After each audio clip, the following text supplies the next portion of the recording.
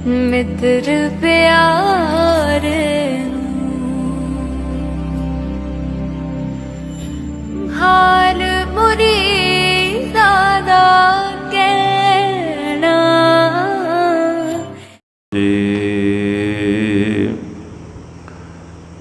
गुरु नानक पाद पंकज बंदन पाद पंकज सिमरो अंगद दुख निकंदन गुर अमरदास हृदय नित त्यागो हृदय नित श्री गुरु रामदास गुण गा गुर अर्जन बिघनन के नासक बिघनन के ना हर गोबिंद शुभ सुमत प्रकाश श्री हर राय नमो कर जोरी नमो कर जो श्री हर कृष्ण मनाओ बहोरी गुर तेग बहादुर परम कृपाला जी परम कृपाला श्री गुरु गोबिंद सिंह विसाला तरो तरा पर पुन पुन सीसा जी पुन पुन सीसा बंदो बार बार जगदीसा एक ओंकार सतगुरु तेह प्रसाद सच होय वाहेगुरु जी की फतेह है विघ्न विनाशन सोय वाहेगुरु जी की फतेह है विघ्न विनाशन सोए।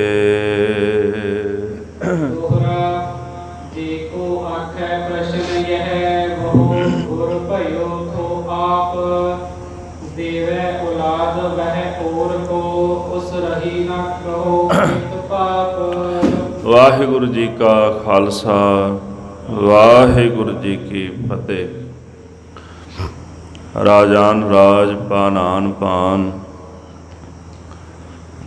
देवान देव उपमा महान जुग हो जुग अटल चवर छतर तख्त के मालिक दीन दुनिया के वाली साहिब गरीब नवाज धन धन श्री गुरु ग्रंथ साहिब जी महाराज गुरदेव जी की पावन हजूरी अंदर जुड़ बैठी गुरु स्वरूप गुरु खालसा साध संगत जी आप सरबत संगतां लड़ीवार गुरु का इतिहास सरवण कर रहे हो। भाई साहब भाई रतन सिंह जी भंगू प्राचीन श्री गुरपंथ प्रकाश ग्रंथ जो खालसे के इतिहास के बाबत उन्हें लिखिया है तो इसकी आप लड़ीवार कथा विचार सरवण कर रहे हैं। कल का जो प्रकरण सी बाबा गुलाब राय जो आप गुरु बन बैठा सी गुरु हरगोबिंद साहब जी महाराज उन्हां दी अंश वंश विचों सन। गुरु हरगोबिंद साहब महाराज दे 5 सपुत्र एक बेटी और जिहड़ा दूसरा सपुत्र सी बाबा सूरजमल बाबे सूरजमल का पुत्र सी भाई दीप चंद ते दीप चंद के अगों 2 पुत्र सन गुलाब राय ते श्याम राय। ਜਿਨ੍ਹਾਂ ਅੰਮ੍ਰਿਤਪਾਨ ਕੀਤਾ ਤੇ ਗੁਲਾਬ ਸਿੰਘ ਤੇ ਸ਼ਿਆਮ ਸਿੰਘ ਬਣ ਗਏ। ਸ਼ਿਆਮ ਸਿੰਘ ਉਹਨਾਂ ਦਾ ਜ਼ਿਕਰ ਭਾਈ ਸਾਹਿਬ ਨੇ ਇਸ ਤਰ੍ਹਾਂ ਕੀਤਾ ਹੈ ਕਿ ਜੇ ਅੱਗੇ ਕਿਤੇ ਗ੍ਰੰਥ ਵਿੱਚ ਜ਼ਰੂਰਤ ਹੋਈ ਤੇ ਉਹਦਾ ਜ਼ਿਕਰ ਕਰਾਂਗੇ, ਪਰ ਜਿਹੜਾ ਗੁਲਾਬ ਸਿੰਘ ਸੀ ਉਹ ਗੁਰੂ ਬਣ ਕੇ ਬਹਿ ਗਿਆ ਅਨੰਦਪੁਰ ਸਾਹਿਬ। ਬਹਾਦਰ ਸ਼ਾਹ ਦੇ ਨਾਲ ਮੇਲ ਹੋਇਆ ਉਸ ਦਾ, ਜੈਸੇ ਗੁਰੂ ਸਾਹਿਬ ਆਪ ਬਹਾਦਰ ਸ਼ਾਹ ਨੂੰ ਮਿਲਦੇ ਸਨ। ਜਿਹੜਾ ਸੁਲੱਖਣਾ ਮਸੰਦ ਸੀ, ਇਨ ਬਿਨ ਗੁਰੂ ਤੌਰ ਤਰੀਕੇ ਨਾਲ ਉਹਨੇ ਬਹਾਦਰ ਸ਼ਾਹ ਦੇ ਨਾਲ ਗੁਲਾਬ ਰਾਏ ਦਾ ਮਿਲਾਪ ਕਰਾਇਆ ਹੈ। ਗੁਲਾਬ ਰਾਏ ਨੇ ਇੱਕ ਔਰਤ ਨੂੰ 2 ਪੁੱਤਰਾਂ ਦਾ ਵਰ ਬਖਸ਼ਿਸ਼ ਕੀਤਾ ਹੈ। ਉਹ ਬੀਬੀ ਗੁਲਾਬ ਰਾਏ ਦੇ ਪਾਸ ਚੱਲ ਕੇ ਆਈ, ਆਖਿਆ ਵੀ ਮੈਨੂੰ ਪੁੱਤਰ ਦਾ ਵਰ ਦਿਓ, ਤੁਸੀਂ ਲੋਕਾਂ ਨੂੰ ਪੁੱਤਰ ਦਾ ਵਰ ਦਿੰਦੇ ਹੋ। ਉਹਨੇ ਢੌਂਗ ਕਰਦਿਆਂ ਸਾਰੇ ਸਿੱਖਾਂ ਦੇ ਵਿੱਚ ਇਹ ਗੱਲ ਆਖੀ ਹੈ ਕਿ ਤੇਰੇ ਭਾਗਾਂ ਵਿੱਚ ਪੁੱਤਰ ਨਹੀਂ। ਉਹ ਬੀਬੀ ਕਲਮ ਦਵਾ ਤੇ ਲਿਆਈ, ਕਹਿੰਦੀ ਜੇ ਉੱਥੇ ਨਹੀਂ ਲਿਖਿਆ ਤੇ ਇੱਥੇ ਲਿਖ ਦਿਓ। ਗੁਲਾਬ ਰਾਏ ਬੜਾ ਖੁਸ਼ ਹੋਇਆ। ਉਹਨੇ ਕਾਗਜ਼ 'ਤੇ ਲਿਖਿਆ ਤੇਰੇ ਘਰ ਪੁੱਤਰ ਜਨਮ ਲਏਗਾ, ਗੁਰੀਓ ਉਹਦਾ ਨਾਮ ਹੋਵੇਗਾ। ਸਮਾਂ ਪਾ ਕੇ ਬੀਬੀ ਦੇ ਘਰ ਵਿੱਚ ਪੁੱਤਰ ਨੇ ਜਨਮ ਲਿਆ। ਇਹਨੇ ਉਹਦਾ ਨਾਮ ਭਾਵਨੀਓ ਰੱਖ ਦਿੱਤਾ। ਉਹਨੂੰ ਯਾਦ ਆਇਆ ਕਿ ਮੈਨੂੰ ਗੁਲਾਬ ਰਾਏ ਨੇ ਵਰ ਦਿੱਤਾ ਸੀ। ਉਹੀ ਚਿੱਠੀ ਲੈ ਕੇ ਨਾ ਉਹ ਲਿਖਤ ਲੈ ਕੇ ਆ ਗਈ ਸਾਹਮਣੇ, ਤੇ ਗੁਲਾਬ ਰਾਏ ਨੂੰ ਆ ਕੇ ਕਹਿਣ ਲੱਗੀ ਤੁਸੀਂ ਵਰ ਦਿੱਤਾ ਸੀ। ਗੁਲਾਬ ਰਾਏ ਉਹਦੀ ਗੋਦ ਵਿੱਚ ਬੱਚਾ ਵੇਖ ਕੇ ਕਹਿੰਦਾ ਵੀ ਇਹ ਕੌਣ ਹੈ? ਆਖਦੀ ਤਾਂ ਭਾਵਨੀਓ ਹੈ, ਤੁਸੀਂ ਤਾਂ ਗੁਰੀਓ ਨਾਂ ਲਿਖਿਆ ਸੀ ਨਾ। ਇਸ ਤਰ੍ਹਾਂ ਗੁਲਾਬ ਰਾਏ ਨੇ ਫਿਰ ਉਹਨੂੰ ਵਰ ਦਿੱਤਾ ਤੇ ਉਹਨੇ ਛਲ ਦੇ ਨਾਲ, ਆਪਣੇ ਹੁਨਰ ਦੇ ਨਾਲ 2 ਪੁੱਤਰਾਂ ਦਾ ਜਿਹੜਾ ਵਰ ਹੈ ਉਹ ਪ੍ਰਾਪਤ ਕਰ ਲਿਆ। ਇਸ ਪ੍ਰਕਾਰ ਜਿਹੜਾ ਗੁਲਾਬ ਰਾਏ ਸੀ ਉਹ ਆਪ ਗੁਰੂ ਬਣ ਕੇ ਬੈਠਾ। ਉਹਦਾ ਕੁਝ ਪ੍ਰਸੰਗ ਵਿਸ਼ੇਸ਼ ਆਓ ਪਿਆਰ ਨਾਲ ਸਰਵਣ ਕਰੀਏ। ਮਨ ਬਿਰਤੀਆਂ ਇਕਾਗਰ ਕਰਨ ਵਾਸਤੇ ਸਰਬੱਤ ਸੰਗਤਾਂ ਜਪਣਾ ਕਰੋ ਜੀ। ਸਤਨਾਮ ਸ਼੍ਰੀ ਵਾਹਿਗੁਰੂ ਸਾਹਿਬ ਜੀਓ। ਸਤਨਾਮ ਸ਼੍ਰੀ ਵਾਹਿਗੁਰੂ ਸਾਹਿਬ ਜੀਓ।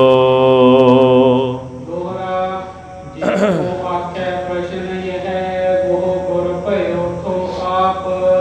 ਭਾਈ ਸਾਹਿਬ ਭਾਈ ਰਤਨ ਸਿੰਘ ਜੀ ਕਹਿੰਦੇ ਨੇ, ਜੇਕਰ ਕੋਈ ਇਹ ਪ੍ਰਸ਼ਨ ਕਰੇ, ਇਹ ਸਵਾਲ ਕਰੇ ਵੀ ਜਿਹੜਾ ਗੁਲਾਬ ਰਾਏ ਸੀ ਉਹ ਆਪ ਤਾਂ ਗੁਰੂ ਬਣ ਕੇ ਬਹਿ ਗਿਆ ਸੀ, ਆਪ ਉਹ ਗੁਰੂ ਬਣ ਗਿਆ ਸੀ। ਜੈਸੇ ਗੁਰੂ ਸਾਹਿਬ ਜੀ ਤਖਤ 'ਤੇ ਬਿਰਾਜਮਾਨ ਹੁੰਦੇ ਨੇ ਸਤਿਗੁਰਾਂ ਦੇ ਵਾਂਗੂ, ਇਨ ਬਿਨ ਉਸੇ ਪ੍ਰਕਾਰ ਉਹਨੇ ਭੇਖ ਬਣਾ ਕੇ ਤੇ ਆਪਣੀ ਡੋਂਡੀ ਪਟਵਾਈ ਵੀ ਮੈਂ ਗੁਰੂ ਹਾਂ।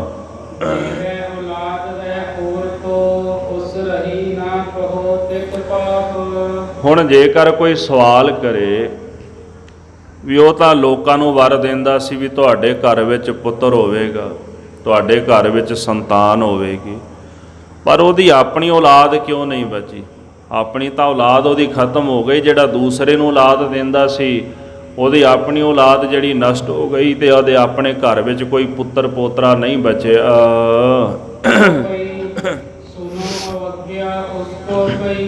ਸੋ ਭਾਈ ਰਤਨ ਸਿੰਘ ਜੀ ਕਹਿੰਦੇ ਵੀ ਹੁਣ ਤੁਸੀਂ ਉਹ ਸਵਾਲ ਦਾ ਜਵਾਬ ਸੁਣੋ। ਅਸਲ ਦੇ ਵਿੱਚ ਜਿਹੜਾ ਗੁਲਾਬ ਰਾਏ ਸੀ ਉਹਨੇ ਅਵੱਗਿਆ ਕੀਤੀ ਗੁਰੂ ਮਹਾਰਾਜ ਦੀ, ਤੇ ਗੁਰੂ ਸਾਹਿਬ ਦੀ ਅਵੱਗਿਆ ਕਰਨ ਦਾ ਜਿਹੜਾ ਭੈੜਾ ਫਲ ਉਹਨੂੰ ਪ੍ਰਾਪਤ ਹੋਇਆ ਹੈ। ਜਦੋਂ ਉਹਦੇ ਪਾਸ ਬਹੁਤਾ ਦਰਬ ਧਨ ਆਉਣ ਲੱਗ ਪਿਆ, 18 ਪੁੱਤਰ ਸਨ, ਕਈ ਵਿਆਹੇ ਸਨ, ਕਈ ਨਹੀਂ ਵਿਆਹੇ, ਕੁਝ ਕੁਆਰੇ ਰਹਿ ਗਏ, ਕੁਝ ਵਿਆਹੇ ਗਏ, ਪਰ ਸਭ ਦਾ ਨਾਸ਼ ਹੋ ਗਿਆ। ਹੁਣ ਜਦੋਂ ਇਤਨਾ ਕੁਟੰਬ, ਇਤਨਾ ਵੱਡਾ ਪਰਿਵਾਰ ਸੀ ਤੇ ਮਾਇਆ ਵੀ ਬੜੀ ਪਰਿਵਾਰ ਵਿੱਚ ਆ ਰਹੀ ਸੀ। ਜਦੋਂ ਬਹੁਤਾ ਧਨ ਆ ਗਿਆ ਤੇ ਹੰਕਾਰ ਵੀ ਆ ਗਿਆ। ਮਾਇਆ ਬੰਦੇ ਦੀ ਬੁੱਧੀ ਭ੍ਰਸ਼ਟ ਕਰ ਦਿੰਦੀ ਹੈ, ਮਾਇਆ ਆਉਂਦੀ ਤੇ ਹੰਕਾਰੀ ਵੀ ਹੋ ਜਾਂਦਾ ਹੈ। ਇਸ ਤਰ੍ਹਾਂ ਸ੍ਰੀ ਅਨੰਦਪੁਰ ਸਾਹਿਬ ਜਾ ਕੇ ਨਾ ਤੇ ਗੁਰੂ ਬਣ ਕੇ ਬਹਿ ਗਿਆ ਹੈ। ਜਿਹੜੀ ਜਗ੍ਹਾ ਦਸ਼ਮੇਸ਼ ਪਾਤਸ਼ਾਹ ਗੁਰੂ ਗੋਬਿੰਦ ਸਿੰਘ ਸਾਹਿਬ ਜੀ ਉਸ ਜਗ੍ਹਾ ਤੇ ਜਾ ਕੇ ਬਹਿ ਗਿਆ। ਦਮਦਮਾ ਬਣਿਆ ਸੀ ਮਹਾਰਾਜ ਦਾ, ਜਿਹੜਾ ਤਖਤ ਵਾਲਾ ਸਥਾਨ ਸੀ ਨਾ ਕੇਸਗੜ੍ਹ ਸਾਹਿਬ, ਜਿੱਥੇ ਸਤਿਗੁਰੂ ਆਪ ਬਿਰਾਜਦੇ ਸਨ ਤਖਤ ਲਾ ਕੇ, ਤੇ ਉਸ ਤਖਤ ਵਾਲੀ ਜਗ੍ਹਾ ਤੇ ਜਾ ਕੇ ਤੇ ਆਪਣੀ ਮੰਜੀ ਲਾ ਕੇ ਬਹਿ ਗਿਆ ਹੈ।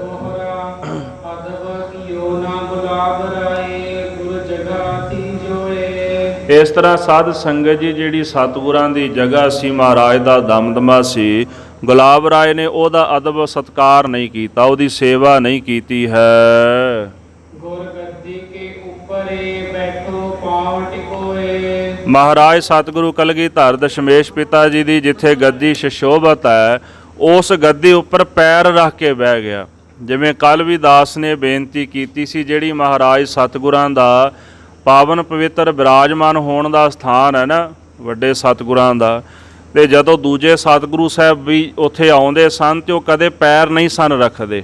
ਜਿੱਥੇ ਪਹਿਲੇ ਸਤਿਗੁਰੂ ਬੈਠੇ ਹੁੰਦੇ ਸਨ, ਉਹਨਾਂ ਦੇ ਪਾਵਨ ਸਥਾਨ ਦਾ ਉਹ ਮਾਣ ਸਤਿਕਾਰ ਕਰਦੇ ਸਨ, ਅਦਬ ਕਰਦੇ ਸਨ।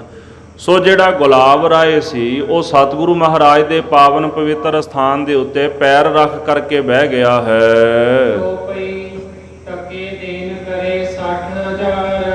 ਜਿਹੜਾ ਸ੍ਰੀ ਅਨੰਦਪੁਰ ਸਾਹਿਬ ਜੀ ਦਾ ਸਥਾਨ ਸੀ, ਇਹ ਨਗਰੀ ਸੀ, ਇਹ ਨਗਰੀ ਮਹਾਰਾਜ ਗੁਰੂ ਤੇਗ ਬਹਾਦਰ ਸਾਹਿਬ ਜੀ ਨੇ ਪਹਾੜੀ ਰਾਜੇ ਪਾਸੋਂ ਖਰੀਦੀ ਸੀ। ਮਹਾਰਾਜ ਨੇ ਮਾਇਆ ਦਿੱਤੀ, ਮਾਖੋਂ ਵਾਲੇ ਦਾ ਨਾਮ ਪੈਂਦਾ ਸੀ, ਤੇ ਇਸੇ ਪ੍ਰਕਾਰ ਸਾਧ ਸੰਗਤ ਜੀ ਅਸਥਾਨ ਸਤਿਗੁਰਾਂ ਨੇ ਲਿਆ, ਤੇ ਧੰਨ ਗੁਰੂ ਤੇਗ ਬਹਾਦਰ ਸਾਹਿਬ ਜੀ ਦੀ ਖਰੀਦੀ ਹੋਈ ਜ਼ਮੀਨ ਨੂੰ ਇਹਨੇ ਦੁਬਾਰਾ ਖਰੀਦ ਲਿਆ। ਜਦੋਂ ਕਲਗੀਧਰ ਦਸ਼ਮੇਸ਼ ਪਿਤਾ ਜੀ ਇਸ ਸਥਾਨ ਨੂੰ ਛੱਡ ਕੇ ਗਏ, ਅਨੰਦਪੁਰ ਸਾਹਿਬ ਦਾ ਕਿਲ੍ਹਾ ਛੱਡਿਆ, ਉਸ ਤੋਂ ਬਾਅਦ ਇਹਨਾਂ ਪਹਾੜੀਆਂ ਨੇ ਜ਼ਬਤ ਕਰ ਲਿਆ ਉਹ ਸਾਰਾ ਇਲਾਕਾ। ਤੇ ਜਿਹੜਾ ਇਹ ਗੁਲਾਬ ਰਾਏ ਸੀ, ਇਹਨੂੰ ਮੌਕਾ ਮਿਲ ਗਿਆ, ਇਹਨੇ ਕੀ ਕੀਤਾ ਵੀ 60,000 ਟਕੇ ਜਿਹੜੇ ਸਨ ਉਥੋਂ ਦੇ ਰਾਜਿਆਂ ਨੂੰ ਦੇ ਕਰਕੇ ਤੇ ਇਹ ਜਿਹੜੀ ਜ਼ਮੀਨ ਜਿਹੜੀ ਉਹਨਾਂ ਕੋਲੋਂ ਲੈ ਲਈ ਹੈ। ਇਸੇ ਪ੍ਰਕਾਰ ਇਹ ਜਿਹੜਾ ਚੱਕ ਸਥਾਨ ਸੀਗਾ ਅਨੰਦਪੁਰ ਸਾਹਿਬ ਦਾ, 60 ਘੁਮਾ ਕਹਿੰਦੇ ਜਗ੍ਹਾ ਸੀ। ਕਈ ਵਿਦਵਾਨ ਲਿਖਦੇ ਵੀ 60 ਪਿੰਡ ਜਿਹੜੇ ਨੇ ਉਹ ਵੀ ਇਹਦੇ ਇਲਾਕੇ ਦੇ ਵਿੱਚ ਆਉਂਦੇ ਸਨ ਇਸ ਜ਼ਮੀਨ ਵਿੱਚ। ਇਹ 60 ਘੁਮਾ ਦੀ ਜਿਹੜੀ ਜਗ੍ਹਾ ਸੀ, ਇਹਨੇ ਰਾਜਿਆਂ ਕੋਲੋਂ ਲੈ ਲਈ ਹੈ। ਜਦੋਂ ਅਨੰਦਪੁਰ ਸਾਹਿਬ ਇਹਨੇ ਪਹਾੜੀ ਰਾਜਿਆਂ ਕੋਲੋਂ ਲੈ ਲਿਆ, ਹੁਣ ਖਰੀਦੀ ਜ਼ਮੀਨ ਖਰੀਦ ਨਹੀਂ ਨਾ ਸਕਦਾ। ਮੰਨ ਲਓ ਵੀ ਜ਼ਮੀਨ ਤੁਹਾਡੀ ਕੋਈ ਕਬਜ਼ਾ ਕਰ ਲਏ, ਤੇ ਤੁਸੀਂ ਕਬਜ਼ਾ ਤਾਂ ਛੁਡਾ ਸਕਦੇ ਹੋ, ਹੁਣ ਅਗਲੇ ਨੂੰ ਪੈਸੇ ਦੇ ਕੇ ਆਖੇ ਵੀ ਮੈਂ ਤੇਰੇ ਕੋਲੋਂ ਖਰੀਦ ਲੈਣਾ, ਇਉਂ ਤਾਂ ਨਹੀਂ ਨਾ ਹੁੰਦਾ। ਉਹ ਜ਼ਮੀਨ ਪਹਿਲਾਂ ਹੀ ਅਨੰਦਪੁਰ ਸਾਹਿਬ ਦੀ ਜਿਹੜੀ ਸਤਿਗੁਰੂ ਗੁਰੂ ਤੇਗ ਬਹਾਦਰ ਸਾਹਿਬ ਜੀ ਦੀ ਖਰੀਦੀ ਗੁਰੂ ਘਰ ਦੇ ਨਾਂ ਸੀ, ਤੇ ਉਹਨੂੰ ਇਹਨੇ ਜਾਣ ਬੁੱਝ ਕੇ ਦੁਬਾਰਾ ਖਰੀਦ ਲਿਆ। ਤੇ ਹੁਣ ਕਹਿਣ ਲੱਗਾ ਵੀ ਇਹ 60 ਘੁਮਾ ਦੀ ਜਿਹੜੀ ਜਗ੍ਹਾ ਇਹ ਮੇਰੀ ਆਪਣੀ ਹੈ। ਤੇ ਗੁਲਾਬ ਰਾਏ ਦੇ ਅੰਦਰ ਬਹੁਤ ਜ਼ਿਆਦਾ ਹੰਕਾਰ ਪੈਦਾ ਹੋ ਗਿਆ ਹੈ। ਹੁਣ ਖਾਲਸਾ ਕਹਿਣ ਲੱਗਾ ਵੀ ਇਹ ਜ਼ਮੀਨ ਦਾ ਤੂੰ ਮਾਲਕ ਕਿਵੇਂ ਹੋ ਗਿਆ? ਜ਼ਮੀਨ ਦੇ ਮਾਲਕ ਗੁਰੂ ਤੇਗ ਬਹਾਦਰ ਸਾਹਿਬ ਜੀ ਨੇ, ਇਹ ਗੁਰੂ ਕੀ ਨਗਰੀ ਨਗਰ ਗੁਰੂ ਗੋਬਿੰਦ ਸਿੰਘ ਮਹਾਰਾਜ ਨੇ ਇੱਥੇ ਵਸਾਇਆ। ਗੁਰੂ ਤੇਗ ਬਹਾਦਰ ਸਾਹਿਬ ਨੇ ਜ਼ਮੀਨ ਖਰੀਦੀ, ਵਸੇਵਾ ਕੀਤਾ, ਘਰ ਬਣਾਏ, ਨਗਰ ਆਰੰਭਿਆ। ਗੁਰੂ ਗੋਬਿੰਦ ਸਿੰਘ ਸਾਹਿਬ ਜੀ ਨੇ ਮਹਾਰਾਜ ਨੇ ਪ੍ਰਫੁੱਲਤ ਕੀਤਾ ਇਹਨੂੰ, ਤੇ ਤੂੰ ਕਿਵੇਂ ਦਾਅਵਾ ਕਰਦਾ ਵੀ ਇਹ ਨਗਰ ਤੇਰਾ? ਦੂਸਰੀ ਗੱਲ, ਤੂੰ ਸਤਿਗੁਰੂ ਮਹਾਰਾਜ ਦੇ ਸਥਾਨ ਤੇ ਪੈਰ ਰੱਖ ਕੇ ਬਹਿਣਾ ਆ, ਗੱਦੀ ਲਾ ਕੇ ਬਹਿ ਜਾਂਦਾ ਵੀ ਮੈਂ ਗੁਰੂ ਆ। ਹੁਣ ਇਸ ਤਰ੍ਹਾਂ ਖਾਲਸੇ ਦੀ ਇਹਦੇ ਨਾਲ ਬਣਦੀ ਨਹੀਂ ਸੀ, ਤੇ ਇਹਨੇ ਖਾਲਸੇ ਨਾਲ ਵੈਰ ਵਿਰੋਧ ਬਣਾ ਲਿਆ ਹੈ। ਜਿੱਥੇ ਜਿੱਥੇ ਸਤਿਗੁਰਾਂ ਦੇ ਅਸਥਾਨ ਸਨ, ਮਹਾਰਾਜ ਦਸ਼ਮੇਸ਼ ਪਿਤਾ ਜੀ ਆਪ ਬਿਰਾਜਦੇ ਹਨ। ਇਹਨੇ ਉਹ ਸਾਰੇ ਅਸਥਾਨਾਂ ਤੇ ਆਪਣੀ ਬੈਠਕ ਲਾ ਲਈ, ਭਾਵ ਆਪਣੀ ਬਹਿਣ ਵਾਲੀ ਜਗ੍ਹਾ ਬਣਾ ਲਈ ਹੈ। ਹੁਣ ਖੰਡੇ ਬਾਟੇ ਦੀ ਪੌਲ ਵੀ ਇਹਨੇ ਪ੍ਰਾਪਤ ਨਹੀਂ ਕੀਤੀ, ਬੇਅਮਰਤੀਆ ਹੈ। ਇਸ ਤਰ੍ਹਾਂ ਜਿਹੜਾ ਗੁਲਾਬ ਰਾਏ ਉਹ ਚਰਨ ਪੌਲ ਦੇਣ ਲੱਗ ਪਿਆ ਲੋਕਾਂ ਨੂੰ, ਗੁਰੂ ਬਣ ਗਿਆ। ਮਰਿਆਦਾ ਤਾਂ ਖੰਡੇ ਬਾਟੇ ਦੀ ਪੌਲ ਦੀ ਸੀ, ਪਰ ਇਹਨੇ ਉਹ ਜਿਹੜੀ ਖੰਡੇ ਬਾਟੇ ਦੀ ਪੌਲ ਦੀ ਮਰਿਆਦਾ ਤਿਆਗ ਕੇ ਤੇ ਆਪਣੇ ਚਰਨ ਪੌਲ ਜਿਹੜੇ ਹਨ ਉਹ ਲੋਕਾਂ ਨੂੰ ਦੇਣੇ ਸ਼ੁਰੂ ਕਰ ਦਿੱਤੇ ਹਨ। ਇਸ ਪ੍ਰਕਾਰ ਉਹਦੇ ਕੋਲੋਂ ਅਜਿਹੀ ਘੋਰ ਅਵਗਿਆ ਗੁਰੂ ਨਾਨਕ ਸਾਹਿਬ ਦੇ ਘਰ ਦੀ ਹੋਈ ਹੈ। ਭਾਈ ਰਤਨ ਸਿੰਘ ਜੀ ਕਹਿੰਦੇ ਵੀ ਉਹ ਮੈਂ ਸਾਰੀ ਗੱਲ ਸਾਰੀ ਕਥਾ ਭਾਈ ਇੱਥੇ ਲਿਖ ਦਿੰਦਾ ਹਾਂ।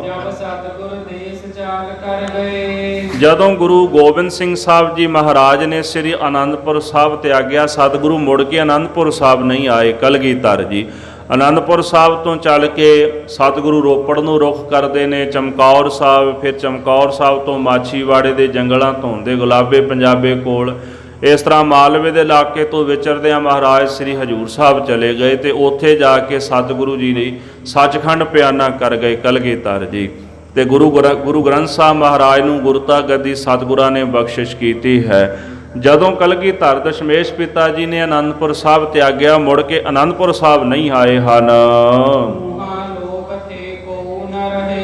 ਤੇ ਹੁਣ ਜਦੋਂ ਇੰਨੇ ਸਮੇਂ ਤੋਂ ਘੇਰਾ ਪਿਆ ਸੀ, ਤੁਰਕਾਂ ਨਾਲ ਜੰਗ ਚੱਲਦਾ ਸੀ, ਉੱਥੇ ਰਹਿੰਦਾ ਵੀ ਕੋਈ ਨਹੀਂ ਸੀਗਾ। ਘੇਰਾ ਸੀ ਨਾ 4 ਚੁਫੇਰੇ, ਤੇ ਡਰਦਾ ਮਾਰਾ ਉੱਥੇ ਰਹਿੰਦਾ ਕੋਈ ਨਹੀਂ ਸੀ ਤੇ ਬਹੁਤੀ ਵਸੋਂ ਨਹੀਂ ਸੀ। ਸਤਿਗੁਰ ਬਖਸ਼ ਤੇ ਰਹੇ ਉਦਾਸੀ, ਉੱਥੇ ਇੱਕ ਉਦਾਸੀ ਰਹਿੰਦਾ ਸੀ ਜਿਹਦਾ ਨਾਮ ਸੰਤ ਗੁਰਬਖਸ਼ ਹੈ।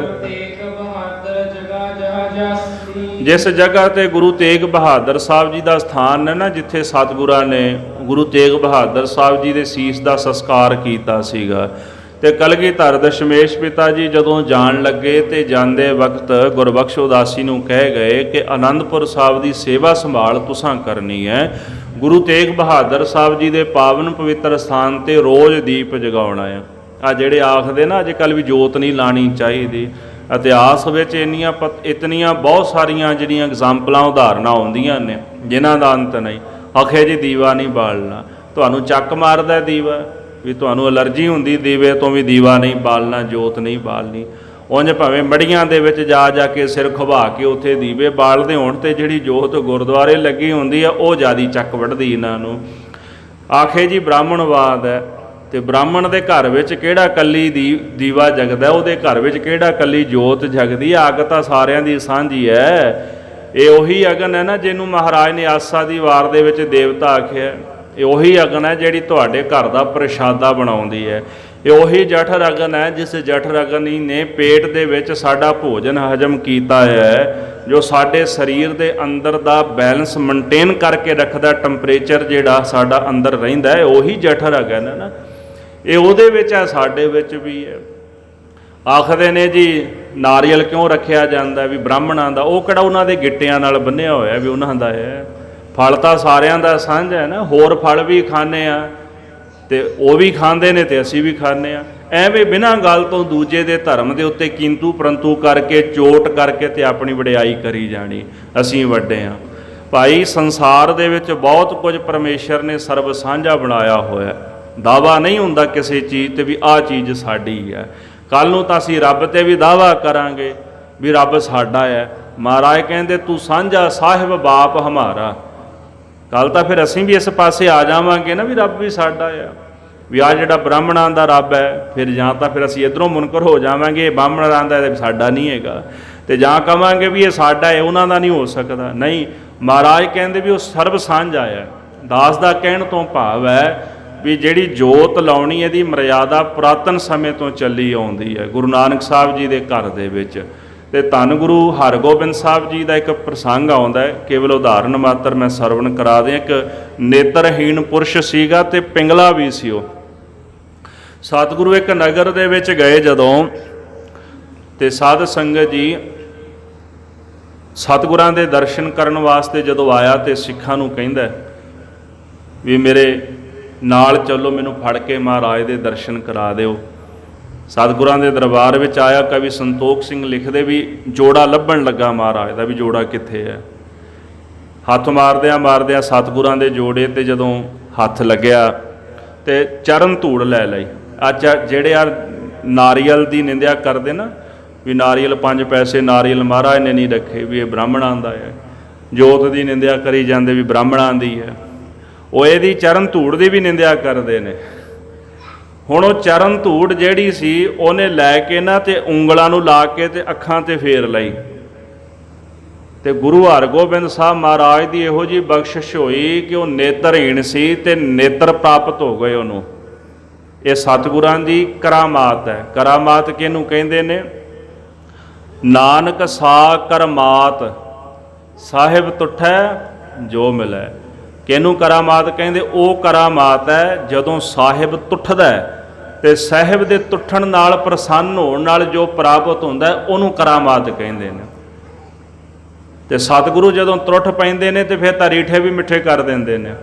ਉਹ ਕਰਾਮਾਤ ਹੈ, ਗੁਰੂ ਦੀ ਬਖਸ਼ਿਸ਼ ਹੈ। ਅਸੀਂ ਉਹਨੂੰ ਚਮਤਕਾਰ ਨਹੀਂ ਕਹਿ ਸਕਦੇ, ਉਹ ਗੁਰੂ ਕੀ ਬਖਸ਼ਿਸ਼ ਹੈ, ਦਇਆ ਹੈ। ਜਦੋਂ ਮਹਾਰਾਜ ਬਖਸ਼ਿਸ਼ ਦੇ ਘਰ ਦੇ ਵਿੱਚ ਆ ਜਾਂਦੇ ਨੇ ਫਿਰ ਇਹੋ ਜਿਹੇ ਬੜੇ ਕੌਤਕ ਵਰਤਾਉਂਦੇ ਨੇ, ਜਿੱਥੇ ਲੋੜ ਪੈਂਦੀ ਕਰਾਮਾਤ ਵਿਖਾਉਂਦੇ ਵੀ ਨੇ। ਖੈਰ ਜਦੋਂ ਦੇ ਨੇਤਰ ਸਲਾਮਤ ਹੋ ਗਏ ਤੇ ਬੇਨਤੀ ਕਰਨ ਲੱਗਾ, ਸਤਿਗੁਰੂ ਕਿਰਪਾ ਕਰੋ ਵੀ ਹੁਣ ਜਿੱਥੇ ਨੇਤਰ ਦੇ ਦਿੱਤੇ ਵੀ ਹੁਣ ਆ ਲੱਤਾਂ ਵੀ ਦੇ ਦਿਓ। ਗੁਰੂ ਸਾਹਿਬ ਨੂੰ ਬਚਨ ਲਾ ਕੇ ਗਏ, ਜਿਸ ਅਸਥਾਨ ਤੇ ਅਸੀਂ ਬੈਠੇ ਹਾਂ ਇਸ ਅਸਥਾਨ ਦੇ ਉੱਤੇ ਤੂੰ ਦੀਪ ਜਗਾਣਾ ਤੇ ਝਾੜੂ ਮਾਰਨਾ ਹੈ, ਤੈਨੂੰ ਲੱਤਾਂ ਪ੍ਰਾਪਤ ਹੋ ਜਾਣਗੀਆਂ। ਇਹ ਬਚਨ ਕਰਕੇ ਗਏ ਗੁਰੂ ਹਰਗੋਬਿੰਦ ਸਾਹਿਬ ਜੀ, ਤੇ ਸਤਿਗੁਰਾਂ ਦੀ ਕਿਰਪਾ ਉਹਦੇ ਤੇ ਹੋਈ ਜੀ। ਇਸ ਕਰਕੇ ਐਵੇਂ ਨਹੀਂ ਮਾੜੀ ਮਾੜੀ ਗੱਲ ਪਿੱਛੇ ਵਿਰੋਧ ਕਰਦੀ ਦਾ ਵੀ ਦੀਵਾ ਨਹੀਂ ਬਾਲਣਾ ਤੇ ਨਾਰੀਅਲ ਨਹੀਂ ਰੱਖਣਾ, ਕੁੰਭ ਨਹੀਂ ਰੱਖਣਾ। ਇਹੋ ਜਿਹੀਆਂ ਜਿਹੜੀਆਂ ਬਿਰਤੀਆਂ ਨੇ ਨਾ ਉਹ ਅਸ਼ਰਦਕ ਬਣਾਉਂਦੀਆਂ, ਸਾਨੂੰ ਸ਼ਰਧਾ ਨਹੀਂ ਪੈਦਾ ਹੁੰਦੀ। ਜਿਹੜੀ ਪੁਰਾਤਨ ਰਵਾਇਤ ਚੱਲੀ ਆਉਂਦੀ ਉਹ ਤੇ ਕਿੰਤੂ ਨਹੀਂ ਆਪਾਂ ਕਰ ਸਕਦੇ।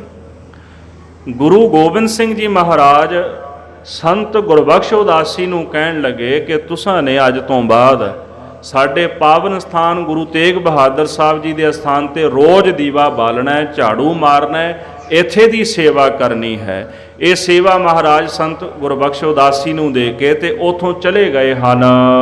ਇਸ ਕਰ ਦਾਵਾ ਵਹਿ ਧੀ ਰਾਖੇ। ਬਹੁਤ ਲੰਮਾ ਸਮਾਂ ਉਹ ਸੇਵਾ ਕਰਦਾ ਰਿਹਾ ਉੱਥੇ। ਹੁਣ ਜਿਹੜਾ ਗੁਲਾਬ ਰਾਏ ਸੀ ਉਹ ਇਹ ਦਾਵਾ ਕਰਦਾ ਸੀ ਵੀ ਮੈਂ ਗੁਰੂ ਸਾਹਿਬ ਗੁਰੂ ਹਰਗੋਬਿੰਦ ਸਾਹਿਬ ਦਾ ਪੜਪੋਤਰਾ ਆ, ਵੀ ਮੇਰਾ ਇੱਥੇ ਦਾਵਾ ਆ। ਤੇ ਉਹ ਸਾਡੇ ਵੱਡੇ ਵਡੇਰੇ ਸਨ। ਤੇ ਦੂਸਰੇ ਪਾਸੇ ਜਿਹੜਾ ਸੰਤ ਗੁਰਬਖਸ਼ ਸੀ ਦਾਵਾ ਉਹ ਵੀ ਰੱਖਦਾ ਸੀ। ਉਹ ਕਹਿੰਦਾ ਵੀ ਦਾਵਾ ਮੇਰਾ ਕਿਉਂ, ਇਸ ਸਥਾਨ ਦੀ ਸੇਵਾ ਮਹਾਰਾਜ ਮੈਨੂੰ ਦੇ ਕੇ ਗਏ ਨੇ, ਮੈਂ ਗੁਰੂ ਨਹੀਂ ਬਣਨਾ ਪਰ ਖਿਜਮਤਦਾਰ ਬਣ ਕੇ ਰਹਿਣਾ, ਇਸ ਕਰਕੇ ਇੱਥੇ ਦਾਵਾ ਮੇਰਾ, ਮੈਂ ਸੇਵਾ ਕਰਦਾ ਹਾਂ। ਦੂਰ ਕਰਨ ਤਿਸ ਗੁਲਾਬ ਰਾਏ ਭਾਖੇ। ਗੁਲਾਬ ਰਾਏ ਕਹਿੰਦਾ ਵੀ ਨਹੀਂ ਤੂੰ ਇੱਥੋਂ ਚਲਾ ਜਾ, ਤੇਰਾ ਇੱਥੇ ਕੋਈ ਵੀ ਹੱਕ ਨਹੀਂ, ਤੂੰ ਇੱਥੇ ਨਹੀਂ ਰਹਿ ਸਕਦਾ। ਦੋਹਰਾ ਉਸ ਇਮ ਕੋ ਇਮ ਵੱਧ ਗਇਓ ਬੋਲਤ ਅਧਿਕ ਕਲੇਸ਼। ਭਾਈ ਰਤਨ ਸਿੰਘ ਜੀ ਕਹਿੰਦੇ ਇਸ ਤਰੀਕੇ ਨਾਲ ਕਲੇਸ਼ ਵੱਧ ਗਿਆ। ਗੁਲਾਬ ਰਾਏ ਆਖੇ ਵੀ ਤੂੰ ਇੱਥੋਂ ਤੁਰ ਜਾ। ਗੁਰਬਖਸ਼ ਉਦਾਸੀ ਆਖੇ ਨਹੀਂ, ਇਹ ਸਥਾਨ ਗੁਰੂ ਸਾਹਿਬ ਜੀ ਦਾ, ਮੈਨੂੰ ਉਹ ਸੇਵਾ ਦੇ ਕੇ ਗਏ, ਜਿੰਨੀ ਦੇਰ ਮੇਰੇ ਵਿੱਚ ਪ੍ਰਾਣ ਨੇ ਮੈਂ ਸੇਵਾ ਨਿਭਾਉਣੀ ਹੈ। ਤੇ ਗੁਰਬਖਸ਼ ਜਿਹੜਾ ਸੀ ਉਹ ਸੇਵਾ ਨਹੀਂ ਸੀ ਛੱਡਦਾ ਤੇ ਗੁਲਾਬ ਰਾਏ ਆਪਣਾ ਹੱਕ ਨਹੀਂ ਸੀ ਛੱਡਦਾ। ਇਸ ਤਰ੍ਹਾਂ ਆਪਸ ਵਿੱਚ ਕਲੇਸ਼ ਵੱਧ ਗਿਆ ਹੈ। ਉਹ ਕਰੈ ਦਾਵੋ ਗੁਰ ਥਾਨ ਕੋ ਵਹਿ ਕਹਿ ਲਿਓ ਮੁੱਲ ਦੇਸ਼। ਸੰਤ ਗੁਰਬਖਸ਼ ਉਦਾਸੀ ਇਹ ਦਾਵਾ ਕਰਦਾ ਸੀ ਇਹ ਮਹਾਰਾਜ ਦਾ ਸਥਾਨ ਤੇ ਮੈਨੂੰ ਸੇਵਾ ਮਿਲੀ ਹੈ। ਤੇ ਜਿਹੜਾ ਗੁਲਾਬ ਰਾਏ ਸੀ ਕਹਿ ਲਿਓ ਮੁੱਲ ਦੇਸ਼, ਉਹ ਕਹਿੰਦਾ ਵੀ ਮੈਂ ਦੇਸ਼ ਮੁੱਲ ਲੈ ਲਿਆ, ਮੈਂ 60,000 ਟਕੇ ਦਿੱਤੇ ਪਹਾੜੀਆਂ ਨੂੰ, ਦੇਸ਼ ਮੇਰਾ, ਮੇਰੀ ਮਲਕੀਅਤ ਹੈ, ਤੂੰ ਕੌਣ ਹੋਣਾ ਇੱਥੇ ਸੇਵਾ ਕਰਨ ਵਾਲਾ। ਪੌੜੀ ਸਿੱਖਾਂ ਪੁੱਤਾਂ ਭਾਈਆਂ ਭਾਓ ਇੱਕੋ ਜਿਹਾ। ਅਸਲ ਵਿੱਚ ਸੰਤ ਗੁਰਬਖਸ਼ ਇਹ ਗੱਲ ਕਹਿਣ ਲੱਗੇ। ਪੌੜੀ ਆਉਂਦੀ ਹੈ ਗੁਰੂ ਗ੍ਰੰਥ ਸਾਹਿਬ ਮਹਾਰਾਜ ਜੀ ਅੰਦਰ ਵਾਰ ਦੇ ਵਿੱਚ, ਗੁਰਸਿੱਖਾਂ ਇੱਕੋ ਪਿਆਰ, ਗੁਰਮਿੱਤਾ ਪੁੱਤਾ ਭਾਈਆ। ਗੁਰਸਿੱਖਾਂ ਦਾ ਸਤਿਗੁਰਾਂ ਦੇ ਨਾਲ ਪ੍ਰੇਮ ਹੈ, ਗੁਰੂ ਕੇ ਸਿੱਖ ਨੇ। ਜੈਸਾ ਪਿਆਰ ਗੁਰੂ ਸਾਹਿਬ ਜੀ ਦਾ, ਗੁਰਮਿੱਤਾ ਪੁੱਤਾ ਭਾਈਆ। ਭਾਈਆ ਭਾਈਆਂ ਨਹੀਂ ਕਹਿਣਾ, ਸ਼ੁੱਧ ਪਾਠ ਭਾਈਆ। ਜਿਹੋ ਜਿਹਾ ਪ੍ਰੇਮ ਗੁਰੂ ਸਾਹਿਬ ਦਾ ਮਿੱਤਾ ਮਿੱਤਰਾਂ ਨਾਲ, ਆਪਣੇ ਨਾਲ, ਪੁੱਤਾ ਪੁੱਤਰਾਂ ਦੇ ਨਾਲ ਪ੍ਰੇਮ ਹੈ, ਭਾਈਆ ਭਰਾਵਾਂ ਨਾਲ ਪ੍ਰੇਮ ਹੈ, ਉਹੋ ਜਿਹਾ ਪ੍ਰੇਮ ਗੁਰਸਿੱਖਾਂ ਇੱਕੋ ਪਿਆਰ, ਉਹੋ ਜਿਹਾ ਗੁਰਸਿੱਖਾਂ ਨਾਲ ਵੀ ਮਹਾਰਾਜ ਦਾ ਪ੍ਰੇਮ ਹੈ। ਫਰਕ ਨਹੀਂ ਰੱਖਦੇ ਵੀ ਇਹ ਮੇਰਾ ਭਰਾ ਹੈ ਇਹਦੇ ਨਾਲ ਪਿਆਰ ਜ਼ਿਆਦਾ ਹੈ, ਪੁੱਤਰਾਂ ਨਾਲ ਪਿਆਰ ਜ਼ਿਆਦਾ ਹੈ। ਗੁਰੂ ਸਾਹਿਬ ਦਾ ਗੁਰਸਿੱਖਾਂ ਨਾਲ ਵੀ ਉਤਨਾ ਹੀ ਪ੍ਰੇਮ ਹੈ ਜਿਤਨਾ ਪੁੱਤਰਾਂ ਭਰਾਵਾਂ ਨਾਲ, ਮਿੱਤਰਾਂ ਦੇ ਨਾਲ ਹੈ। ਫਰਕ ਨਹੀਂ ਕਰਦੇ ਕਿਸੇ ਵਿੱਚ। ਸਿੱਖਾਂ ਪੁੱਤਾਂ ਭਾਈਆਂ ਭਾਓ ਇੱਕੋ ਜਿਹਾ, ਭਾਵੇਂ ਕੋਈ ਗੁਰੂ ਕਾ ਸਿੱਖ ਹੈ, ਭਾਵੇਂ ਪੁੱਤਰ ਹੈ, ਭਾਵੇਂ ਭਰਾ ਹੈ, ਸਤਿਗੁਰੂ ਮਹਾਰਾਜ ਦਾ ਸਾਰਿਆਂ ਨਾਲ ਇੱਕੋ ਜਿਹਾ ਪ੍ਰੇਮ ਹੈ। ਸੰਤ ਗੁਰਬਖਸ਼ਿਓ ਆਖਦਾ ਮੈਂ ਦਾਵਾ ਇਹਾ। ਸੰਤ ਗੁਰਬਖਸ਼ ਕਹਿਣ ਲੱਗੇ ਗੁਲਾਬ ਰਾਏ ਜੇ ਤੂੰ ਇਹ ਦਾਵਾ ਕਰੇ ਮੇਰੀ ਜ਼ਮੀਨ ਤੇ ਮੈਂ ਗੁਰੂ ਸਾਹਿਬ ਦੀ ਅੰਸ਼ ਬੰਸ ਵਿੱਚੋਂ ਆ। ਇਹਦਾ ਮਤਲਬ ਇਹ ਨਹੀਂ ਵੀ ਤੂੰ ਵੱਡਾ ਬਣ ਗਿਆ, ਤੂੰ ਇੱਥੋਂ ਆ ਕੇ ਦਾਵਾ ਕਰੇ। ਮਹਾਰਾਜ ਜਿੰਨਾ ਪ੍ਰੇਮ ਤੈਨੂੰ ਕਰਦੇ ਉਹਨਾਂ ਮੈਨੂੰ ਵੀ ਕਰਦੇ ਨੇ, ਮੈਂ ਵੀ ਗੁਰੂ ਕਾ ਸਿੱਖ ਹਾਂ। ਹਾਂਜੀ, ਵਹਿ ਦੋ ਕਰੈ। ਇਸ ਤਰ੍ਹਾਂ ਦੋਨੇ ਜਾਣੇ ਆਪਸ ਵਿੱਚ ਹਰ ਰੋਜ਼ ਖਹਿੰਦੇ ਹਨ, ਲੜਦੇ ਘੁਲਦੇ ਵੀ ਨੇ, ਅੜਦੇ ਨੇ ਇੱਕ ਦੂਜੇ ਨਾਲ, ਬਚਨਾ ਕਰਕੇ ਸ਼ਬਦੀ ਜੰਗ ਵੀ ਕਰਦੇ ਹਨ। ਇੱਕ ਦਿਨ ਮਸਲਾ ਵੱਧ ਗਿਆ।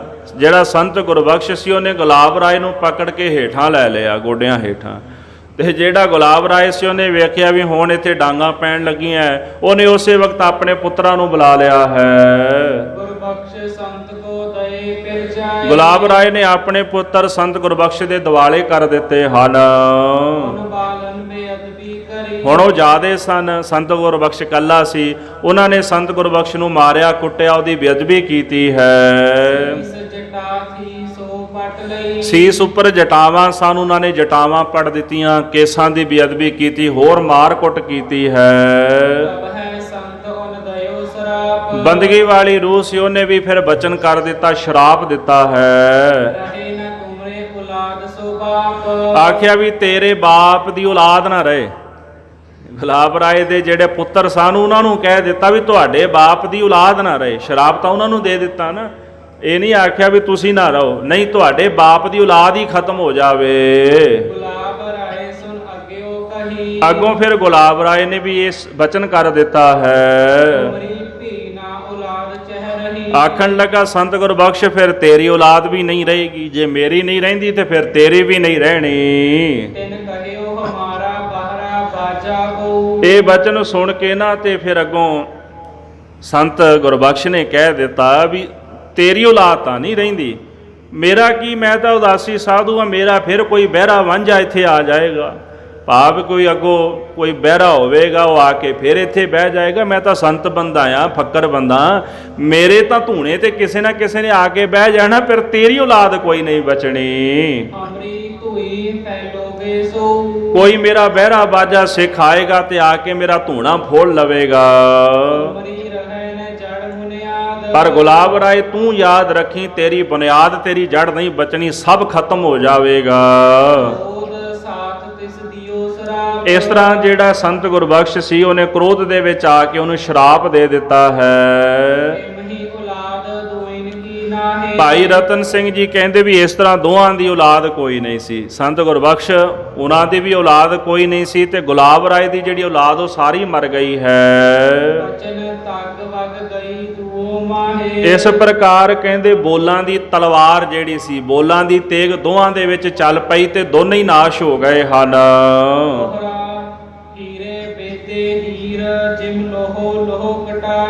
ਜੈਸੇ ਹੀਰਾ ਜਿਹੜਾ ਹੀਰੇ ਨੂੰ ਵਿੰਨਦਾ ਆ, ਹੀਰਾ ਹੀਰੇ ਨੂੰ ਕੱਟਣ ਦੇ ਕੰਮ ਆਉਂਦਾ ਹੈ ਤੇ ਜਿਹੜਾ ਲੋਹਾ ਲੋਹੇ ਨੂੰ ਕੱਟਣ ਦੇ ਕੰਮ ਆਉਂਦਾ ਹੈ। ਇਨ ਬਿਨ ਇਸੇ ਪ੍ਰਕਾਰ ਦੋਹਾਂ ਦੇ ਵਿੱਚ ਸ਼ਬਦੀ ਜੰਗ ਹੋ ਗਈ, ਸ਼ਰਾਪ ਦੇ ਦਿੱਤੇ ਇੱਕ ਦੂਜੇ ਨੂੰ ਤੇ ਵਾਰ ਕਿਸੇ ਦਾ ਵੀ ਖਾਲੀ ਨਾ ਗਿਆ। ਜੋ ਗੁਲਾਬ ਰਾਏ ਨੇ ਕਿਹਾ ਉਹ ਵੀ ਸੱਚ ਹੋ ਗਿਆ ਤੇ ਜੋ ਸੰਤ ਗੁਰਬਖਸ਼ ਨੇ ਆਖਿਆ ਉਹ ਵੀ ਸੱਚ ਹੋ ਗਿਆ ਹੈ।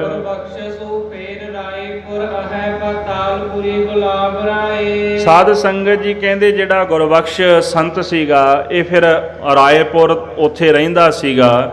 ਇਸੇ ਪ੍ਰਕਾਰ ਪਤਾਲਪੁਰੀ ਗੁਲਾਬ ਰਾਏ ਤੇ ਜਿਹੜਾ ਗੁਲਾਬ ਰਾਏ ਸੀ ਉਹ ਪਤਾਲਪੁਰੀ ਰਹਿਣ ਵਾਲਾ ਸੀ, ਭਾਵ ਕੀਰਤਪੁਰ ਸਾਹਿਬ ਦਾ ਰਹਿਣ ਵਾਲਾ ਸੀ। ਸੋ ਇਸੇ ਪ੍ਰਕਾਰ ਭਾਈ ਰਤਨ ਸਿੰਘ ਜੀ ਕਹਿੰਦੇ ਜਿਸ ਤਰ੍ਹਾਂ ਮੈਂ ਭਾਈ ਕਥਾ ਸੁਣੀ ਹੈ ਉਹ ਕਥਾ ਇਨ ਬਿਨ ਉਸੇ ਪ੍ਰਕਾਰ ਮੈਂ ਤੁਹਾਨੂੰ ਸਰਵਣ ਕਰਾ ਦਿੱਤੀ ਹੈ। ਗੁਲਾਬ ਰਾਏ ਕਰੀਬਨ 2 ਸਾਲ ਉੱਥੇ ਗੁਰੂ ਬਣ ਕੇ ਬੈਠਾ ਰਿਹਾ ਤੇ 2 ਸਾਲ ਬਾਅਦ ਉਹਦੀ ਮੌਤ ਹੋ ਗਈ। ਪਰਿਵਾਰ ਵੀ ਖਤਮ ਹੋ ਗਿਆ, ਵੀ ਕੋਈ ਦਾਵਾ ਕਰਨ ਵਾਲਾ ਹੀ ਨਹੀਂ ਬਚਿਆ ਮੁੜ ਕੇ। ਜੇ ਕੋਈ ਬਚ ਜਾਂਦਾ ਤੇ ਮੁੜ ਕੇ ਉਹ ਦਾਵਾ ਕਰਦਾ, ਪਰ ਦਾਵਾ ਕਰਨ ਵਾਲਾ ਕੋਈ ਰਿਹਾ ਨਹੀਂ। ਤੇ ਇੱਧਰ ਜਿਹੜਾ ਸੰਤ ਗੁਰਬਖਸ਼ ਸੀ ਉਥੇ ਇਹ ਜ਼ਰੂਰ ਕਿਹਾ ਜਾਂਦਾ ਵੀ ਉਹਦੇ ਧੂਣੇ ਤੇ ਕੋਈ ਬਾਅਦ ਵਿੱਚ ਆ ਕੇ ਬਹਿ ਗਿਆ ਸੀ। ਅੱਗੋਂ ਉਹਦੀ ਜਿਹੜੀ ਰੀਤ ਸੀ ਇਸੇ ਪ੍ਰਕਾਰ ਚੱਲਦੀ ਰਹੀ। ਸੋ ਭਾਈ ਰਤਨ ਸਿੰਘ ਕਹਿੰਦੇ ਜਿਸ ਤਰ੍ਹਾਂ ਮੈਂ ਕਥਾ ਸੁਣੀ ਖੋਜੀ ਹੈ ਮੈਂ ਤੁਹਾਨੂੰ ਸੁਣਾ ਦਿੱਤੀ ਹੈ। ਸਤਿਗੁਰ ਸਤਿਗੁਰ ਦਏ ਖੁਸ਼ੀਆਂ ਪੁਰਹਿ ਆਨੰਦ। ਭਾਈ ਰਤਨ ਸਿੰਘ ਜੀ 10ਵੇਂ ਪਾਤਸ਼ਾਹ ਜੀ ਦਾ ਥੋੜਾ ਜਿਹਾ ਪ੍ਰਸੰਗ ਇੱਥੇ ਲਿਖ ਰਹੇ ਨੇ। ਇੱਕ ਸਮੇਂ ਧੰਨ ਗੁਰੂ ਗੋਬਿੰਦ ਸਿੰਘ ਸਾਹਿਬ ਜੀ ਮਹਾਰਾਜ ਸ੍ਰੀ ਅਨੰਦਪੁਰ ਸਾਹਿਬ ਦੀ ਧਰਤੀ ਤੇ ਬਿਰਾਜੇ ਤੇ ਸਾਰੀਆਂ ਸੰਗਤਾਂ ਨੂੰ ਖੁਸ਼ੀਆਂ ਵੰਡ ਰਹੇ ਹਨ। ਉੱਪਰ ਬਿਰਾਜੈ ਦਮਦਮੇ ਜੈਸੇ ਸਸ ਰਵ ਚੰਦ। ਸਤਿਗੁਰ ਜੀ ਦਮਦਮੇ ਬਿਰਾਜੇ ਸਨ ਸ੍ਰੀ ਕੇਸਗੜ੍ਹ ਸਾਹਿਬ ਦੀ ਪਾਵਨ ਧਰਤੀ ਤੇ ਆਪਣੇ ਤਖਤ ਤੇ ਬਿਰਾਜੇ ਹੋਏ ਨੇ। ਤੇ ਜੈਸੇ ਆਕਾਸ਼ ਦੇ ਵਿੱਚ ਸਸ ਰਵ ਚੰਦ, ਜਿਵੇਂ ਚੰਦਰਮਾ ਸੂਰਜ ਉੱਥੇ ਸ਼ੋਭਦਾ ਹੈ ਨਾ ਆਕਾਸ਼ ਵਿੱਚ, ਇਨ ਬਿਨ ਇਸੇ ਪ੍ਰਕਾਰ ਮਹਾਰਾਜ ਕਲਗੀਧਰ ਜੀ ਸੁਸ਼ੋਭਿਤ ਹਨ, ਸ਼ੋਭਦੇ ਹਨ। ਤੋ ਪਈ ਤੋ ਇੱਕ ਸਿੱਖ ਨੇ ਉੱਠ ਹੱਥ ਜੋੜੇ। ਇੱਕ ਸਿੱਖ ਨੇ ਸਤਿਗੁਰੂ ਕਲਗੀਧਰ ਜੀ ਦੇ ਦਰਬਾਰ ਵਿੱਚ ਖਲੋ ਕੇ ਹੱਥ ਜੋੜੇ ਹਨ। ਐ ਮੋਹਿ ਘਰ ਪੱਕਣ ਕੀ ਲੋਰੇ। ਅਰਦਾਸ ਕਰਨ ਲੱਗਾ, ਹੇ ਸਤਿਗੁਰੂ ਮੇਰਾ ਘਰ ਹੈ ਪਰ ਮੇਰਾ ਘਰ ਕੱਚਾ ਹੈ, ਮੈਨੂੰ ਪੱਕਾ ਘਰ ਚਾਹੀਦਾ ਹੈ। ਕੱਚਾ ਘਰ ਹੋਣ ਕਰਕੇ ਗੁਜ਼ਾਰਾ ਕਰਨਾ ਬੜਾ ਔਖਾ ਹੈ। ਉਸ ਕਲਰਨ ਮੱਧ ਹਮ ਹਾਰ ਹੈ। ਜਿਹੜਾ ਘਾਹ ਫੂਸ ਪਰਾਲੀ ਆਦਿਕ ਹੈ ਨਾ, ਇਹਦਾ ਘਰ ਬਣਾਇਆ ਹੋਇਆ ਕੱਚਾ ਜਾਂ ਛੰਨ ਜੀ ਬਣੀ ਹੋਈ ਹੈ ਤੇ ਉਹਦੇ ਵਿੱਚ ਰਹਿ ਕੇ ਅਸੀਂ ਸਮਾਂ ਆਪਣਾ ਬਤੀਤ ਕਰਦੇ ਹਾਂ। ਬਹੂ ਹਮਰੀ ਘਰ ਪੱਕੇ ਚਹਿਤ। ਤੇ ਮੇਰੇ ਪੁੱਤਰ ਦਾ ਵਿਆਹ ਹੋਇਆ, ਘਰ ਵਿੱਚ ਨੂੰਹ ਆਈ ਹੈ, ਉਹ ਆਖੇ ਜੀ ਵੀ ਮੈਨੂੰ ਪੱਕਾ ਘਰ ਚਾਹੀਦਾ, ਮੈਂ ਪੱਕੇ ਘਰ ਦੇ ਵਿੱਚ ਰਹਿਣਾ, ਮੈਨੂੰ ਬਣਾ ਕੇ ਦਿਓ। ਮਹਾਰਾਜ ਹੁਣ ਸਾਡੀ ਇੰਨੀ ਤਾਂ ਹੈਸੀਅਤ ਹੈ ਨਹੀਂ ਵੀ ਅਸੀਂ ਪੱਕਾ ਘਰ ਬਣਾ ਸਕੀਏ। ਤੋ ਸਤਿਗੁਰ ਉਸ ਹਸ ਫਰਮਾਇਓ। ਸਤਿਗੁਰੂ ਕਲਗੀਧਰ ਦਸ਼ਮੇਸ਼ ਪਿਤਾ ਜੀ ਹੱਸ ਕੇ ਫਰਮਾਨ ਕਰਨ ਲੱਗੇ ਹਨ। ਉਸ ਕਲਰ ਦੇਹੋ ਅਗਨ ਲਗਾਇਓ। ਸਤਿਗੁਰੂ ਕਹਿੰਦੇ, ਸਿੰਘਾ ਫਿਰ ਇਸ ਤਰ੍ਹਾਂ ਕਰ, ਘਰ ਜਾ, ਆ ਜਿਹੜੀ ਛੰਨ ਬਣਾਈ ਹੈ ਨਾ ਪਰਾਲੀ ਦੀ, ਘਾਹ ਫੂਸ ਦੀ, ਜਾ ਕੇ ਅੱਗ ਲਾ ਦੇ, ਇਹਨੂੰ ਸਾੜ ਦੇ। ਵੀ ਜੇ ਹੁਣ ਪੁਰਾਣੀ ਚੀਜ਼ ਹਟਾਵਾਂਗੇ ਤਾਂ ਹੀ ਨਵੀਂ ਰੱਖਾਂਗੇ ਨਾ, ਜਦੋਂ ਪੁਰਾਣੀ ਨਾਲ ਹੀ ਮੋਹ ਪਿਆ ਰਹੇ ਤੇ ਫਿਰ ਨਵੀਂ ਕਿੱਥੋਂ ਆਉਣੀ ਹੈ।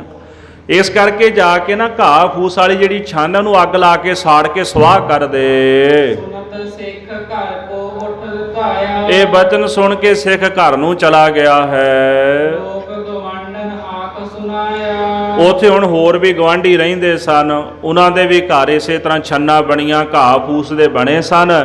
ਤੇ ਜਾ ਕੇ ਉਹਨਾਂ ਨੂੰ ਵੀ ਕਹਿ ਦਿੱਤਾ ਵੀ ਮੈਨੂੰ ਗੁਰੂ ਸਾਹਿਬ ਦਾ ਹੁਕਮ ਹੋਇਆ ਹੈ ਵੀ ਆਪਾਂ ਇਸ ਤਰ੍ਹਾਂ ਕਰਦੇ ਹਾਂ ਵੀ ਆਪਾਂ ਆਪਣੀ ਛੰਨ ਜਿਹੜੀ ਆਦਿਕ ਬਣਾਈ ਇਹਨੂੰ ਅੱਗ ਲਾ ਕੇ ਸਾੜ ਦਿੰਦੇ ਹਾਂ। ਫੋਟ ਫੋਟ ਉਸ ਲੋਕਾਂ ਨੇ ਕਹਿਓ। ਹੁਣ ਜਿਹੜੇ ਉਹ ਲੋਕ ਸਨ ਉਹਨੂੰ ਫਟਕਾਰਾਂ ਪਾਣ ਲੱਗੇ ਵੀ ਇਹ ਤਾਂ ਫਿਟੇ ਮੂੰਹ ਵਾਲੀ ਗੱਲ ਹੈ ਤੇਰੇ ਵਾਸਤੇ, ਵੀ ਤੂੰ ਆਪਣਾ ਘਰ ਅੱਗ ਲਾ ਕੇ ਸਾੜਨ ਲੱਗਾ ਹੈ। ਆਪਣੋ ਘਰ ਕਿਉ ਫੂਕਣ ਡਹਿਓ। ਤੂੰ ਆਪਣਾ ਘਰ ਕਿਉਂ ਫੂਕਣ ਲੱਗਾ? ਵੀ ਕੋਈ ਬੰਦਾ ਆਪਣਾ ਘਰ ਥੋੜਾ ਸਾੜਦਾ ਅੱਗ ਲਾ ਕੇ। ਤਬ ਸਿੱਖ ਨੇ ਸਭ ਬਾਤ ਜਦਾਈ। ਗੁਰੂ ਕੇ ਸਿੱਖ ਨੇ ਫਿਰ ਸਾਰੀ ਗੱਲ ਦੱਸ ਦਿੱਤੀ ਹੈ ਵੀ ਅਸਲ ਵਿੱਚ ਮੈਂ ਗੁਰੂ ਸਾਹਿਬ ਨੂੰ ਬੇਨਤੀ ਕੀਤੀ ਹੈ ਹਮਰੇ ਗੁਰ ਇਮ ਦਇਓ ਫਰਮਾਈ। ਤੇ ਮੇਰੇ ਸਤਿਗੁਰਾਂ ਨੇ ਹੁਕਮ ਕੀਤਾ ਵੀ ਜਾ ਕੇ ਆਪਣੇ ਘਰ ਨੂੰ ਅੱਗ ਲਾ ਕੇ ਸਾੜ ਕੇ ਸੁਆਹ ਕਰ ਦੇ। ਉਹਦੇ ਘਰ ਕੱਚਿਓ ਪੱਕੇ ਹੋ ਆਵੇ। ਸਤਿਗੁਰੂ ਕਹਿੰਦੇ ਵੀ ਜਿਹੜਾ ਤੇਰਾ ਪੁਰਾਣਾ ਘਰ ਜਦੋਂ ਸੜ ਜਾਏਗਾ ਨਾ ਤੇ ਜਦੋਂ ਫੁੱਕ ਜਾਏਗਾ ਤੇ ਨਵਾਂ ਘਰ ਪੱਕਾ ਘਰ ਬਣ ਜਾਏਗਾ। ਹਮ ਤੋ ਅਬ ਹੀ ਅਗਨ ਲਗਾਵੇ। ਮੈਂ ਤਾਂ ਹੁਣੇ ਅੱਗ ਲਾ ਦੇਣੀ ਆ। ਮੈਨੂੰ ਤਾਂ ਗੁਰੂ ਦੇ ਬਚਨਾਂ ਤੇ ਭਰੋਸਾ ਹੈ ਵੀ ਜੇ ਉਹਨਾਂ ਨੇ ਕਹਿ ਦਿੱਤਾ ਵੀ ਇੱਥੇ ਪੱਕਾ ਘਰ ਹੋਏਗਾ ਤੇ ਫਿਰ ਹੋਵੇਗਾ। ਹੁਣ ਮੈਂ ਤਾਂ ਅੱਗ ਲਾ ਕੇ ਆਪਣਾ ਘਰ ਜਿਹੜਾ ਉਹ ਸਾੜਨ ਲੱਗਾ ਹਾਂ। ਸਿੱਖ ਗਵਾਂਢਣ ਝਗੜਾ ਭਰਿਓ। ਹੁਣ ਸਿੱਖ ਦਾ ਗਵਾਂਢੀਆਂ ਨਾਲ ਝਗੜਾ ਪੈ ਗਿਆ। ਕਾਰਨ ਇਹ ਸੀ ਵੀ ਉਹਨਾਂ ਦੀਆਂ ਛੰਨਾਂ ਵੀ ਜਿਹੜੀਆਂ ਕੱਚੀਆਂ ਸਨ, ਘਾਹ ਪਰਾਲੀ ਦੀਆਂ ਸਨ, ਉਹਨਾਂ ਨੂੰ ਇਹ ਡਰ ਪੈ ਗਿਆ ਵੀ ਜੇ ਇਹਨੇ ਆਪਣਾ ਸਾੜ ਲਿਆ ਤੇ ਅੱਗ ਤਾਂ ਸਾਡੇ ਵੀ ਲੱਗ ਜਾਣੀ ਹੈ। ਬੋਲੋ ਸਿੱਖ ਉਸ ਉੱਚਾ ਭਰਿਓ। ਸਾਧ ਸੰਗਤ ਜੀ ਲੋਕ ਝਗੜਨ ਲੱਗ ਪਏ ਵੀ ਤੈਨੂੰ ਅਸੀਂ ਘਰ ਨੂੰ ਅੱਗ ਨਹੀਂ ਲਾਣ ਦੇਣੀ।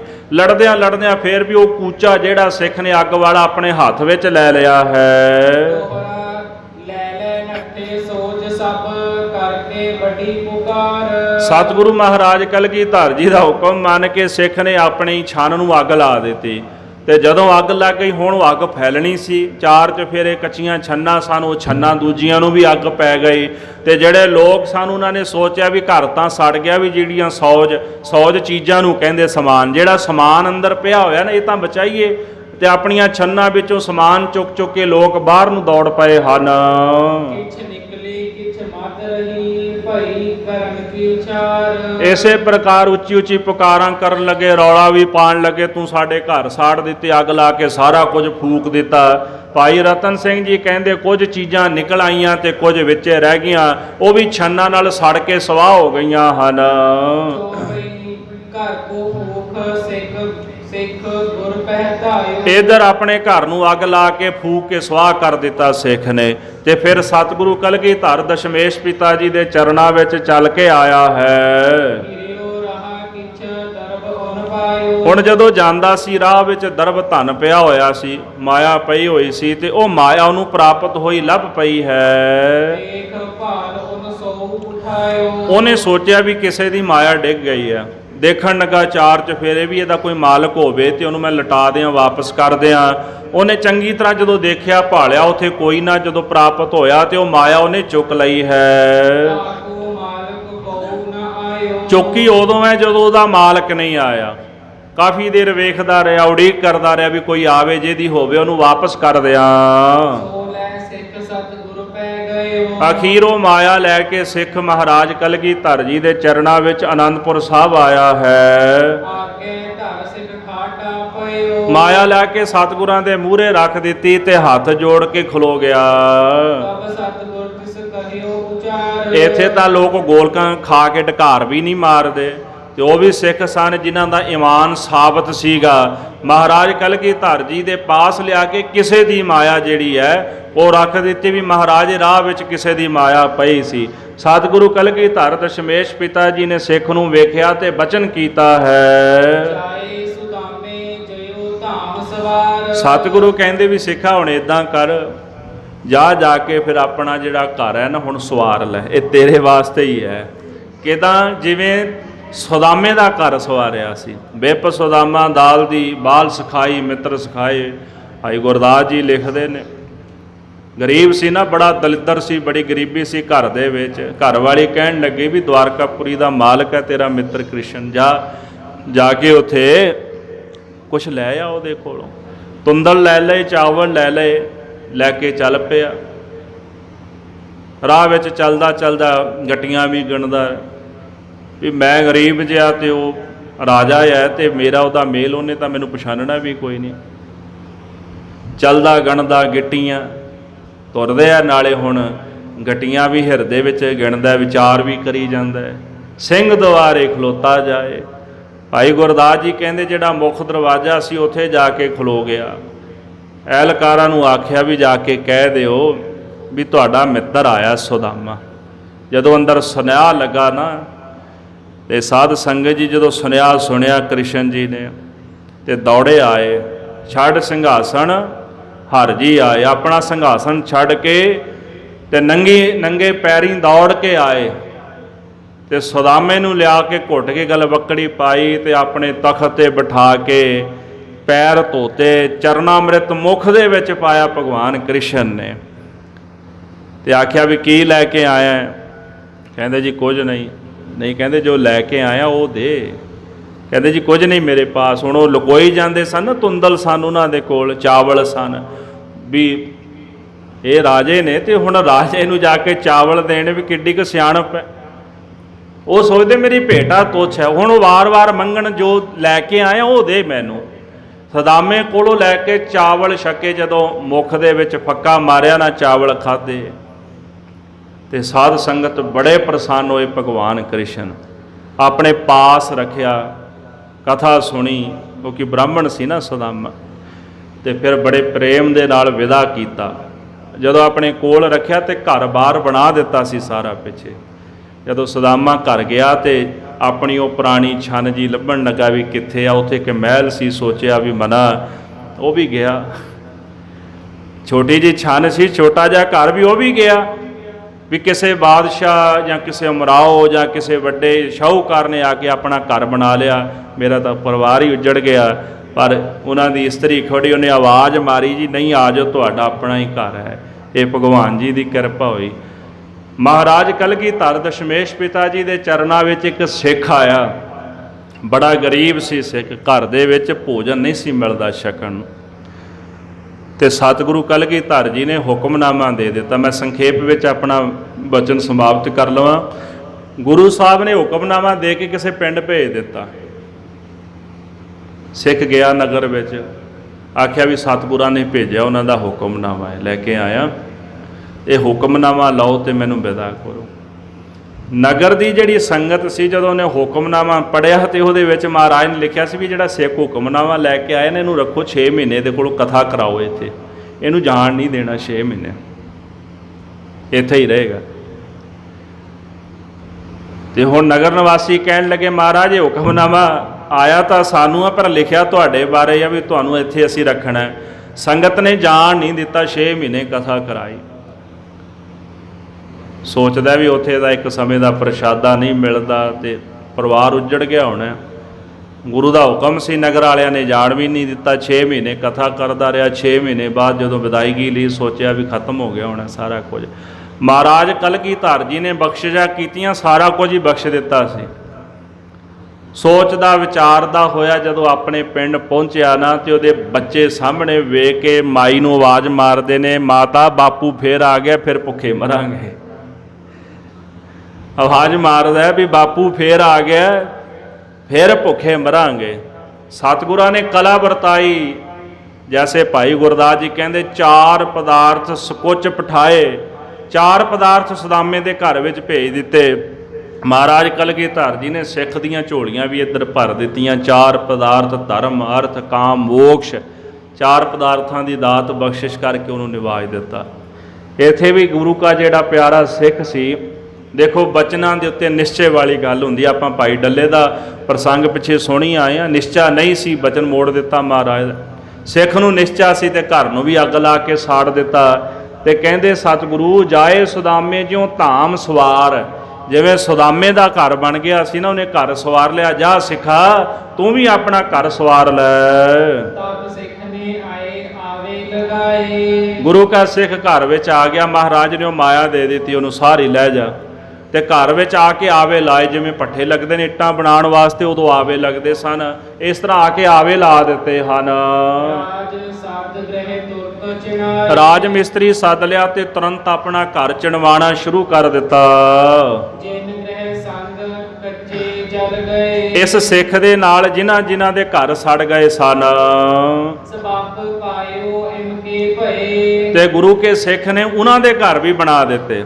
ਆਖਿਆ ਮੈਂ ਆਪਣਾ ਘਰ ਸਾੜਿਆ, ਮੇਰੇ ਕਰਕੇ ਤੁਹਾਡੇ ਘਰ ਸੜ ਗਏ ਨੇ, ਤੇ ਮੈਂ ਤੁਹਾਨੂੰ ਵੀ ਘਰ ਬਣਾ ਕੇ ਦਿਆਂਗਾ। ਜਿੱਥੇ ਆਪਣੇ ਘਰ ਬਣਾਏ ਤੇ ਸਬੱਬੀ ਫਿਰ ਦੂਸਰਿਆਂ ਦੇ ਘਰ ਵੀ ਗੁਰੂ ਕੇ ਸਿੱਖ ਨੇ ਚਣਾ ਦਿੱਤੇ ਹਨ। ਅਗਨ ਸੇਕ ਜਿਸ ਘਰ ਕੋ ਆਇਓ, ਜਿਨ੍ਹਾਂ ਦੇ ਘਰ ਦੇ ਵਿੱਚ ਅਗਨੀ ਦਾ ਸੇਕ ਤੱਕ ਵੀ ਆਇਆ ਹੈ, ਇਸ ਕੋ ਭੀਤੇ ਮਹਿਲ ਬਣਵਾਇਓ, ਉਹਦਾ ਵੀ ਮਹਿਲ ਗੁਰੂ ਕੇ ਸਿੱਖ ਨੇ ਚਣਵਾ ਦਿੱਤਾ ਹੈ।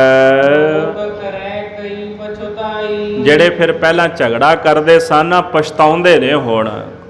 ਜਿਨ੍ਹਾਂ ਨੇ ਝਗੜਾ ਕੀਤਾ ਨਾ, ਘਰ ਨਹੀਂ ਸੀ ਸਾੜਨ ਦਿੱਤਾ ਸਿੱਖ ਨੂੰ, ਤੇ ਜਿਨ੍ਹਾਂ ਦੇ ਘਰ ਸਲਾਮਤ ਰਹਿ ਗਏ ਉਹ ਲੋਕ ਹੁਣ ਪਛਤਾਉਂਦੇ ਹਨ। ਆਪਣੇ ਕਯੋ ਨ ਅਗਨ ਲਗਾਈ, ਆਖਦੇ ਵੀ ਅਸੀਂ ਕਿਉਂ ਨਾ ਆਪਣੇ ਘਰ ਸਾੜੇ। ਜਿਨ੍ਹਾਂ ਦੇ ਸੜ ਗਏ ਉਹਨਾਂ ਨੂੰ ਨਵੇਂ ਘਰ ਮਿਲ ਗਏ, ਅਸੀਂ ਫਿਰ ਛੰਨਾਂ ਦੇ ਵਿੱਚ ਰਹਿ ਗਏ। ਇਹਦੇ ਨਾਲੋਂ ਤਾਂ ਚੰਗਾ ਸੀ ਵੀ ਅਸੀਂ ਵੀ ਅੱਗ ਲਾ ਕੇ ਆਪਣੇ ਘਰ ਸਾੜ ਲੈਂਦੇ। ਦੋਹਰਾ ਜੋ ਕੋ ਪੁੱਛੇ ਪ੍ਰਸ਼ਨ ਇਹ ਹੈ ਕਿਮ ਕਹੈ ਸ਼ਹੀਦ ਵਖਿਆਤ, ਭਾਈ ਰਤਨ ਸਿੰਘ ਜੀ ਕਹਿੰਦੇ ਨੇ ਵੀ ਜੇਕਰ ਕੋਈ ਇਹ ਸਵਾਲ ਕਰੇ ਵੀ ਸ਼ਹੀਦ ਸਿੰਘ ਜਿਹੜਾ ਹੈ ਜਾਂ ਸ਼ਹੀਦ ਜਿਹੜਾ ਪਦ ਹੈ ਉਹਦੀ ਵਿਆਖਿਆ ਕਿਵੇਂ ਕੀਤੀ ਜਾਏ, ਸ਼ਹੀਦ ਕਿਹਨੂੰ ਕਹਿੰਦੇ ਨੇ, ਸ਼ਹੀਦ ਕਿਵੇਂ ਪ੍ਰਗਟ ਹੁੰਦਾ ਹੈ, ਸ਼ਹੀਦ ਕਿਵੇਂ ਪ੍ਰਗਟ ਹੋਏ ਮਹਾਰਾਜ ਦੇ ਸਮੇਂ, ਜੇਕਰ ਕੋਈ ਇਹ ਸਵਾਲ ਕਰੇ। ਯਹ ਭਇਓ ਕਿਤਾਬ ਹਜੂਰ ਤੇ ਕਹਿ ਪਿਛੇ ਕਹੀ ਕਿਨੇ ਬਾਤ, ਇਹ ਖਿਤਾਬ ਤਾਂ ਮਹਾਰਾਜ ਕਲਗੀਧਰ ਦਸ਼ਮੇਸ਼ ਪਿਤਾ ਜੀ ਦੇ ਸਮੇਂ ਉਹਨਾਂ ਨੇ ਆਪਣੇ ਸਿੱਖਾਂ ਨੂੰ ਦਿੱਤਾ, ਸ਼ਹੀਦ ਦਾ ਖਿਤਾਬ। ਮੈਦਾਨੇ ਜੰਗ ਵਿੱਚ ਕੁਝ ਜੂਝੇ, ਕੁਝ ਸਿੱਖਾਂ ਨੂੰ ਜਿਉਂਦੇ ਸ਼ਹੀਦਾਂ ਦਾ ਖਿਤਾਬ ਵੀ ਮਿਲਿਆ ਪੰਥ ਦੇ ਵਿੱਚ। ਪਰ ਗੁਰੂ ਸਾਹਿਬ ਜੀ ਤੋਂ ਬਾਅਦ ਇਹ ਜਿਹੜਾ ਖਿਤਾਬ ਹੈ ਇਹ ਕਿਹਨੂੰ ਪ੍ਰਾਪਤ ਹੋਇਆ, ਕਿਵੇਂ ਹੋਇਆ, ਜਾਂ ਆਪਾਂ ਬਾਅਦ ਵਿੱਚ ਕਿਵੇਂ ਕਿਸੇ ਨੂੰ ਸ਼ਹੀਦ ਕਹਿ ਸਕਨੇ ਆ। ਇੱਕ ਦਿਨ ਦਾਸ ਨੇ ਪਹਿਲਾਂ ਵਿਚਾਰ ਰੱਖੀ ਸੀ, ਮੈਂ ਹੁਣ ਫੇਰੇ ਵਿਚਾਰ ਰੱਖਦੇ ਹਾਂ। ਸ਼ਹੀਦ ਕੋਈ ਆਮ ਛੋਟੀ ਮੋਟੀ ਗੱਲ ਨਹੀਂ। ਆਮ ਲੋਕਾਂ ਨੇ ਢੋਂਗ ਬਣਾਇਆ ਨਾ, ਮੇਰੇ 'ਚ ਆ ਗਿਆ ਫਲਾਣਾ ਸ਼ਹੀਦ ਆ ਗਿਆ। ਮਹਾਂਪੁਰਸ਼ ਕਹਿੰਦੇ ਸ਼ਹੀਦ ਕਦੇ ਕਿਸੇ ਦੀ ਗੱਤ ਵਿੱਚ ਨਹੀਂ ਵੜਦਾ, ਸਰੀਰ ਵਿੱਚ ਨਹੀਂ ਵੜਦਾ। ਸ਼ਹੀਦ ਕਿੱਥੇ ਹੁੰਦੇ ਨੇ? ਹਜੂਰ ਸਾਹਿਬ ਜਾਓ, ਉੱਥੇ ਸ਼ਹੀਦ ਹੀ ਸ਼ਹੀਦ ਵਰਤਦੇ ਨੇ। ਆਨੰਦਪੁਰ ਸਾਹਿਬ ਜਾਓ, ਉੱਥੇ ਸ਼ਹੀਦ ਵਰਤਦੇ ਨੇ। ਗੁਰੂ ਗ੍ਰੰਥ ਸਾਹਿਬ ਮਹਾਰਾਜ ਦੀ ਹਜ਼ੂਰੀ ਵਿੱਚ ਸ਼ਹੀਦ ਵਰਤਦੇ ਨੇ। ਬੰਦਗੀ ਕਰਨ ਵਾਲਿਆਂ ਦੇ ਪਾਸ ਸ਼ਹੀਦਾਂ ਦਾ ਪਹਿਰਾ ਹੈ। ਪਰ ਜੇਕਰ ਕੋਈ ਬੰਦਾ ਇਹ ਦਾਅਵਾ ਕਰੇ ਕਿ ਮੇਰੇ ਵਿੱਚ ਸ਼ਹੀਦ ਆ ਗਏ ਨੇ, ਜਿਵੇਂ ਆਪਾਂ ਰੌਲਾ ਪਾਉਂਦੇ ਹਾਂ ਫਲਾਣੇ ਨੂੰ ਸ਼ਹੀਦਾਂ ਦਾ ਪਹਿਰਾ ਆ ਗਿਆ, ਫਲਾਣੇ ਨੂੰ ਆ ਗਿਆ, ਇਹ ਗੱਲਾਂ ਨਿਰਮੂਲ ਨੇ। ਔਰ ਸਿੱਖ ਹੋਣ ਦੇ ਨਾਤੇ ਕਿਸੇ ਨੂੰ ਵਿਸ਼ਵਾਸ ਵੀ ਨਹੀਂ ਕਰਨਾ ਚਾਹੀਦਾ। ਸ਼ਹੀਦੀ ਪਹਿਰਾ ਕਿਹਨਾਂ ਨੂੰ? ਜਿਹੜੇ ਬਾਣੀ ਪੜ੍ਹਦੇ ਨੇ, ਸਿਮਰਨ ਕਰਦੇ ਨੇ। ਪਹਿਰਾ ਹੋਣਾ ਵੱਖਰੀ ਚੀਜ਼ ਹੈ, ਪਰ ਕਿਸੇ ਦੇ ਸਰੀਰ ਵਿੱਚ ਵੜਨਾ ਅਲੱਗ ਚੀਜ਼ ਹੈ। ਮਹਾਂਪੁਰਸ਼ ਕਹਿੰਦੇ ਨੇ ਵੀ ਸ਼ਹੀਦ ਸਰੀਰ 'ਚ ਕਿਉਂ ਵੜੇਗਾ? ਉਹ ਤਾਂ ਮੁਕਤ ਹੈ, ਉਹ ਤੁਹਾਡਾ ਬੱਝਿਆ ਥੋੜ੍ਹਾ ਹੈ। ਕੋਈ ਪ੍ਰੇਤ, ਕੋਈ ਮਾੜੀ ਰੂਹ ਬੱਝੀ ਕਿਸੇ ਦੇ ਸਰੀਰ ਵਿੱਚ ਆ ਸਕਦੀ ਹੈ, ਕਿਸੇ ਨੇ ਭੇਜੀ ਹੋਵੇ, ਆ ਗਈ ਹੋਵੇ। ਜਿਵੇਂ ਆਮ ਤੁਸੀਂ ਸੰਸਾਰ ਵਿੱਚ ਇਹ ਗੱਲ ਸੁਣਦੇ ਹੋ, ਮੈਂ ਮੁਨਕਰ ਨਹੀਂ ਹੁੰਦਾ, ਕਿਉਂ? ਗੁਪਤ ਸ੍ਰਿਸ਼ਟੀ ਹੈ। ਇਤਿਹਾਸ ਵਿੱਚ ਬੜੇ ਪ੍ਰਸੰਗ ਇੱਦਾਂ ਦੇ ਆਉਂਦੇ ਨੇ, ਇਹੋ ਜਿਹੀ ਘਟਨਾਵਾਂ ਵਾਪਰਦੀਆਂ ਨੇ ਇਤਿਹਾਸ ਦੇ ਮੁਤਾਬਕ। ਤੇ ਕਈ ਕੋਟ ਭੂਤ ਪ੍ਰੇਤ ਸੂਕਰ ਮਿਰਗਾ 'ਚ ਬਾਣੀ ਦਾ ਫੈਸਲਾ ਆ, ਬੰਦੇ ਦਾ ਨਹੀਂ। ਕਹਿਣ ਨੂੰ ਕਈ ਜਾਣ ਲੋਕ ਹੁੰਦੇ ਨਹੀਂ, ਕਹਿਣ ਨਾਲ ਨਹੀਂ ਕਿਸੇ ਦੇ ਕੁਝ ਹੁੰਦਾ। ਬਾਣੀ ਨੇ ਕਹਿਤਾ ਤੇ ਅਟਲ ਹੈ। ਪਰ ਸ਼ਹੀਦ ਕਦੇ ਕਿਸੇ ਦੀ ਗੱਤ ਵਿੱਚ ਨਹੀਂ ਆਉਂਦਾ। ਜਿੱਥੇ ਸ਼ਹੀਦ ਆ ਗਿਆ, ਜੇ ਕਿਸੇ ਦੇ ਸਰੀਰ ਵਿੱਚ ਵੜ ਗਿਆ, ਕੀ ਉਹ ਸ਼ਹੀਦ ਨਾਲੋਂ ਵੱਡਾ ਆ? ਪਹਿਰਾ ਕੀ ਹੁੰਦਾ ਆ? ਜਿੱਥੇ ਸ਼ਹੀਦ ਸਿੰਘ ਹਾਜ਼ਰ ਹੋ ਜਾਣ, ਉੱਥੇ ਉਹਨਾਂ ਦੀ ਕਲਾ ਵਾਪਰਦੀ ਹੈ। ਪਰ ਕਿੱਥੇ? ਜਿੱਥੇ ਬੰਦਗੀ ਕਰਨ ਵਾਲੀਆਂ ਤਿਆਰ ਬਰ ਤਿਆਰ ਨਾਮ ਜਪਣ ਵਾਲੀਆਂ ਰੂਹਾਂ ਹੋਣ, ਉੱਥੇ ਖੇਡ ਵਰਤਦੀ ਉਹਨਾਂ ਦੀ। ਗੁਰੂ ਗ੍ਰੰਥ ਸਾਹਿਬ ਦੀ ਹਜ਼ੂਰੀ ਵਿੱਚ ਸ਼ਹੀਦਾਂ ਦੀ ਖੇਡ ਵਰਤਦੀ। ਮਹਾਰਾਜ ਦੇ ਅਸਥਾਨਾਂ 'ਤੇ ਸ਼ਹੀਦ ਵਰਤਦੇ ਨੇ, ਸ਼ਹੀਦੀ ਅਸਥਾਨਾਂ 'ਤੇ ਸ਼ਹੀਦ ਵਰਤਦੇ ਨੇ। ਪਰ ਜਿਹੜੇ ਆ ਢੋਂਗ ਕਰਦੇ ਨਾ ਅੱਜ ਕੱਲ੍ਹ ਵੀ ਸ਼ਹੀਦ ਆ ਗਏ, ਮੇਰੇ 'ਚ ਆ ਗਏ, ਮੇਰੇ 'ਚ ਆ ਗਏ, ਇਹ ਸਭ ਝੂਠ ਮਾਰਦੇ ਨੇ ਔਰ ਕਿਸੇ 'ਚ ਨਹੀਂ ਹੈਗੇ। ਜੇ ਹੈ ਤਾਂ ਫਿਰ ਪ੍ਰਗਟ ਕਰਕੇ ਵਿਖਾਓ। ਸ਼ਹੀਦ ਕਿਸੇ ਦਾ ਬੰਨਿਆ ਨਹੀਂ ਹੋਇਆ ਕਿ ਜਿਹੜਾ ਸਾਡੇ ਕਹਿਣ 'ਤੇ ਆ ਜਾਏਗਾ। ਕਿਉਂ? ਇਹ ਪਦਵੀ ਬੜੀ ਵੱਡੀ ਹੈ, ਅਸੀਂ ਉਹਨੂੰ ਛੁਟਿਆ ਦਿੱਤਾ ਹੈ, ਤਾਂ ਕਹਿਣਾ ਪੈਂਦਾ ਆ। ਤੁਸੀਂ ਸੁਣੋਗੇ ਸ਼ਹੀਦ ਦੀ ਵਿਆਖਿਆ, ਮਹਾਰਾਜ ਸ਼ਹੀਦ ਕਿਹਨੂੰ ਕਹਿੰਦੇ, ਸ਼ਹੀਦ ਕਿਵੇਂ ਬਣਾਏ ਸਤਿਗੁਰਾਂ ਨੇ। ਅਸੀਂ ਇੰਨਾ ਮਹਾਨ ਸ਼ਬਦ, ਇੰਨੀ ਮਹਾਨ ਹਸਤੀ ਅਸੀਂ ਬਿਲਕੁਲ ਛੋਟੀ ਬਣਾ ਦਿੱਤੀ ਹੈ। ਇੱਕ ਬੰਦੇ ਨੇ ਆਖਿਆ ਵੀ ਮੇਰੇ 'ਚ ਸ਼ਹੀਦ ਆ ਗਿਆ, ਮੇਰੇ 'ਤੇ ਪਹਿਰਾ ਆ ਗਿਆ। ਇਹੋ ਜਿਹੇ ਲੋਕ ਜਿਨ੍ਹਾਂ ਨੇ ਕਦੇ ਨਿਤਨੇਮ ਨਹੀਂ ਕੀਤਾ ਹੋਏਗਾ, ਉਹ ਵੀ ਦਾਅਵਾ ਕਰਦੇ ਨੇ ਸ਼ਹੀਦਾਂ ਦੇ ਨਾਂ ਦਾ। ਸ਼ਹੀਦ ਹਮੇਸ਼ਾ ਉੱਥੇ ਰਹਿੰਦਾ ਜਿੱਥੇ ਉਹਨਾਂ ਦਾ ਸਥਾਨ ਹੈ, ਜਿੱਥੇ ਗੁਰੂ ਦਾ ਸਥਾਨ ਹੈ, ਜਿੱਥੇ ਬੰਦਗੀ ਕਰਨ ਵਾਲੇ ਨੇ ਉਹਨਾਂ 'ਤੇ ਵੀ ਖੇਡ ਵਰਤਦੀ ਹੈ। ਉੱਥੇ ਆਉਂਦੇ ਨੇ ਉਹ, ਇਹ ਨਹੀਂ ਹੈਗਾ ਵੀ ਨਹੀਂ ਆਉਂਦੇ। ਖੈਰ, ਜਿਹੜਾ ਇੱਥੇ ਬਚਨ ਆਇਆ ਹੈ, ਮਹਾਰਾਜ ਕਲਗੀਧਰ ਦਸ਼ਮੇਸ਼ ਪਿਤਾ ਜੀ ਉਹਨਾਂ ਦੇ ਸਮੇਂ ਸ਼ਹੀਦ ਹੋਏ। ਜੇ ਆਪਾਂ ਬਾਅਦ ਦੀ ਗੱਲ ਕਰੀਏ ਤੇ ਕਿਵੇਂ ਇਹਨੂੰ ਪ੍ਰਗਟ ਕਰਾਂਗੇ? ਜੋ ਪਈ ਤਾਂ ਕੋ ਉੱਤਰ ਐਸੇ ਦਿਓ, ਜੈਸੇ ਸੁਨਿਓ ਤੈਸ ਬਤਈਐ। ਭਾਈ ਸਾਹਿਬ ਭਾਈ ਰਤਨ ਸਿੰਘ ਜੀ ਕਹਿੰਦੇ ਨੇ ਵੀ ਮੈਂ ਇਹਦਾ ਜਵਾਬ ਇਸ ਤਰ੍ਹਾਂ ਦਿਆਂਗਾ, ਇਸ ਗੱਲ ਦਾ ਜਵਾਬ ਮੈਂ ਇਸ ਤਰੀਕੇ ਨਾਲ ਦਿਆਂਗਾ।